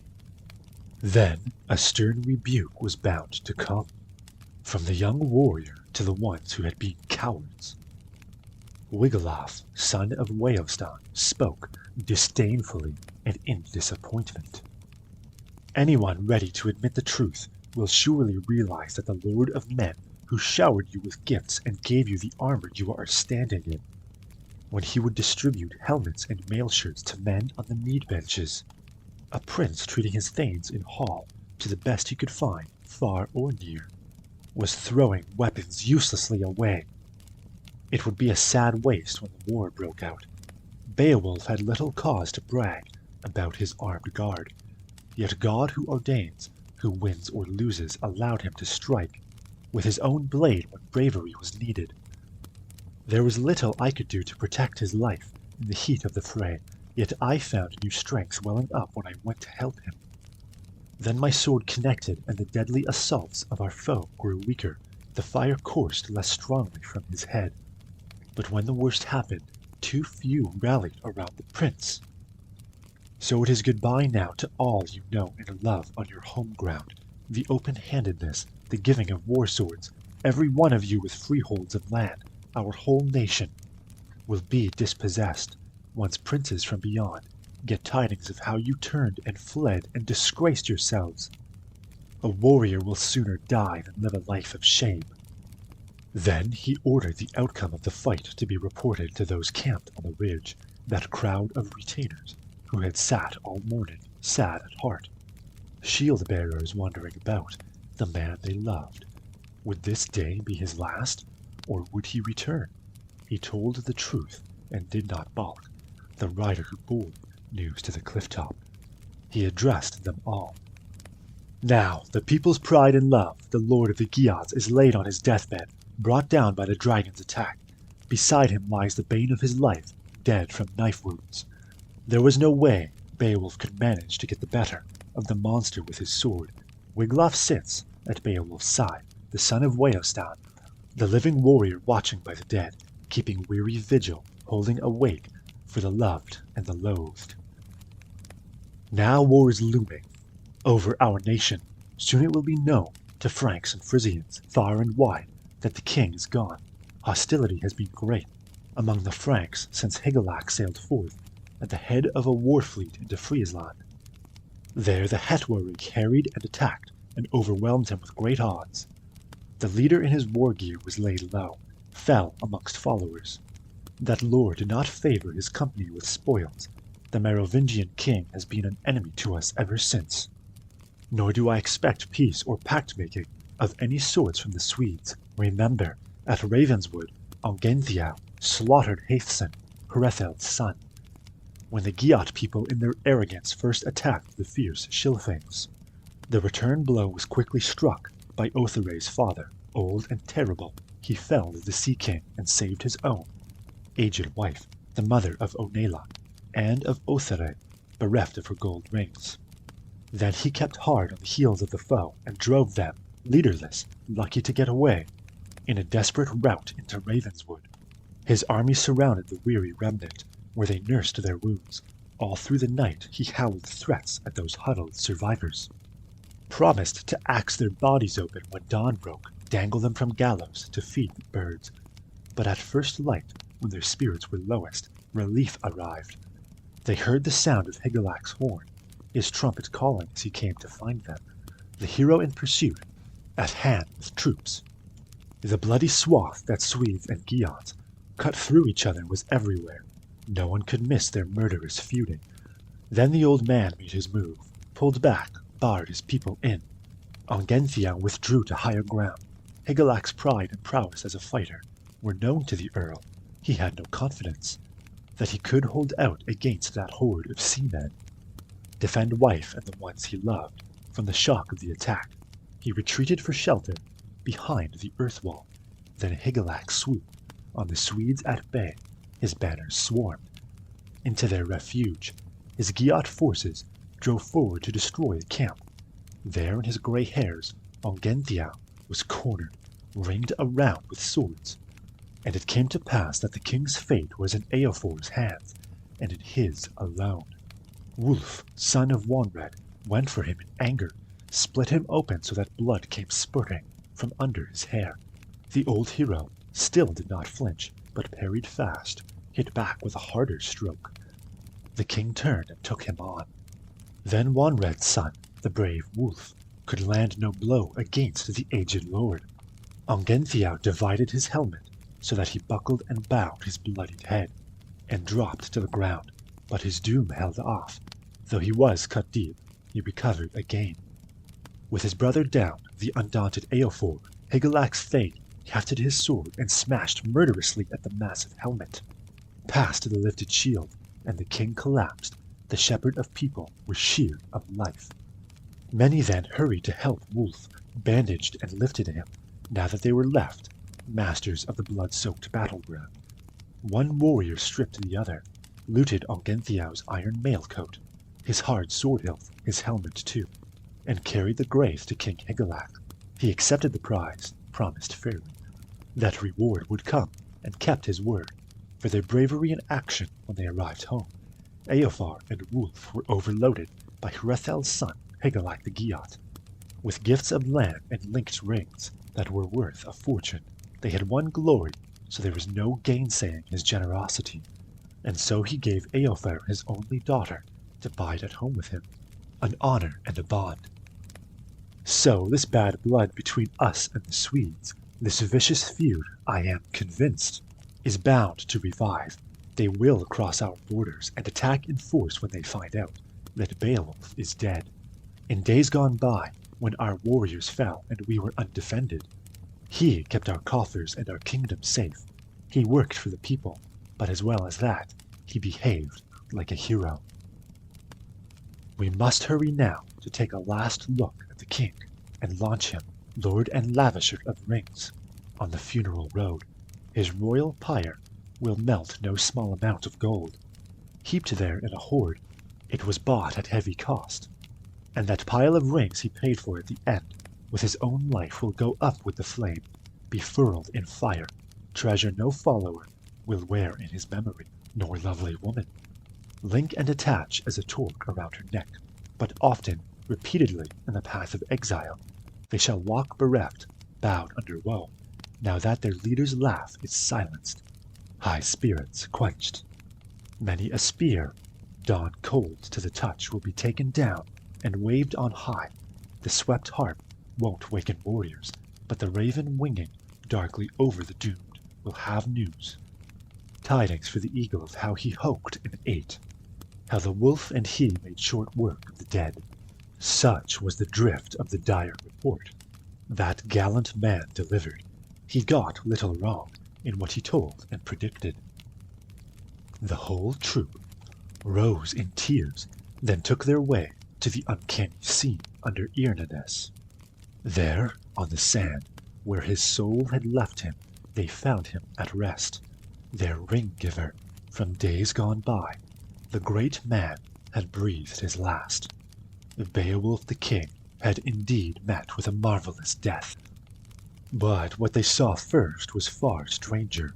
The serpent on the ground, gruesome and vile, lying facing him. The fire dragon was scarcely burnt, scorched all colors. From head to tail, his entire length was 50 feet.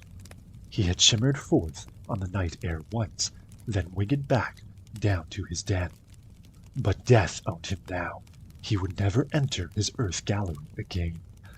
Beside him stood pitchers and piled up dishes, silent flagons, precious swords, eaten through with rust, ragged as they had been, while they waited their 1,000 winters underground. That huge cache, gold inherited from an ancient race, was under a spell, which meant no one was ever permitted to enter the ring hall unless God himself, mankind's keeper, true king of triumphs, allowed some person pleasing to him, and in his eyes worthy, to open the hoard. What came about brought nothing. The hopes of the one who had wrongly hidden riches under the rock face. First the dragon slew that man among men, who in turn made fierce amends, and settled the feud. Famous for his deeds, a warrior may be, but it remains a mystery where his life will end when he may no longer dwell in the mead hall among his own. So it was with Beowulf when he faced the cruelty and cunning of the Mound Guard. He himself was ignorant of how his departure from the world would happen. The high-born chiefs who had buried the treasure declared it until doomsday so accursed that whoever robbed it would be guilty of wrong and grimly punished for their transgression, hasped in hell bonds in heathen shrines. Yet Beowulf's gaze at the gold treasure when he first saw it had not been selfish. Wiglaf, son of Weohstan, spoke. Often when one man follows his own will, many are hurt. This happened to us. Nothing we advised could ever convince the prince we loved, our land's guardian, not to vex the custodian of the gold. Let him lie where he was long accustomed. Lurk there under earth until the end of the world. He held to his high destiny. The hoard is laid bare, but at a grave cost. It was too cruel a fate that forced the king to that encounter. I have been inside and seen everything amassed in the vault. I managed to enter, although no great welcome awaited me under the earth wall. I quickly gathered up a huge pile of the priceless treasures, hand-picked from the hoard, and carried them here, where the king could see them.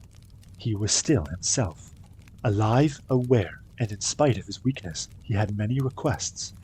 He wanted me to greet you and order the building of a barrow that would crown the site of his pyre, serve as his memorial, in a commanding position, since of all men to have lived and thrived and lorded it on earth, his worth and due as a warrior were the greatest.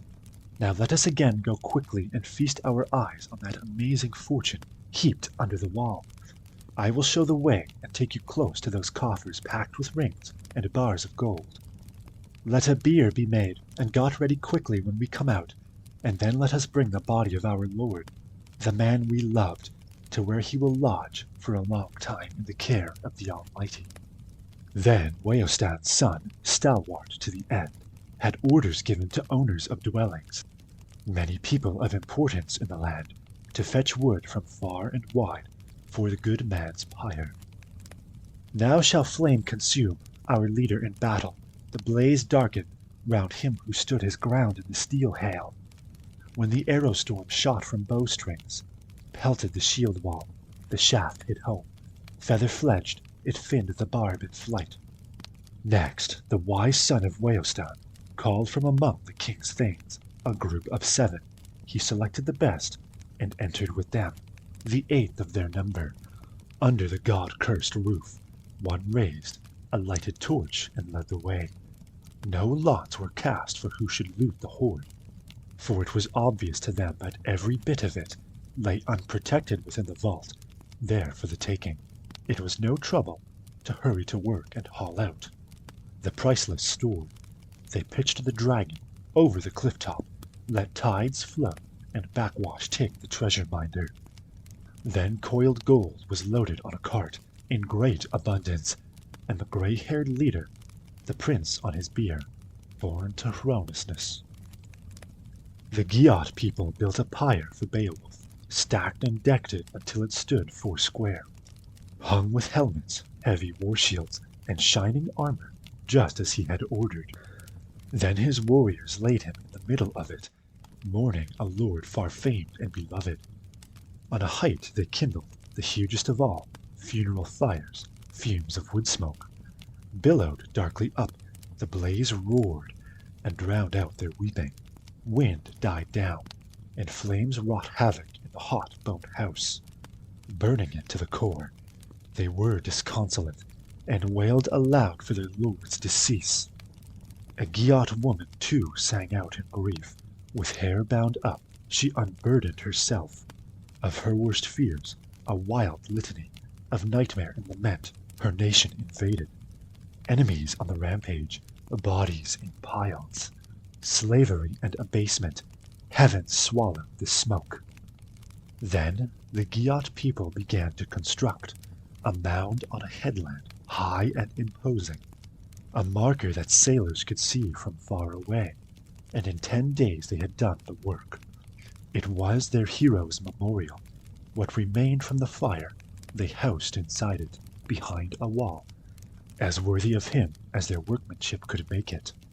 And they buried torques in the barrow, and jewels, and a trove of such things as trespassing men had once dared to drag from the hoard.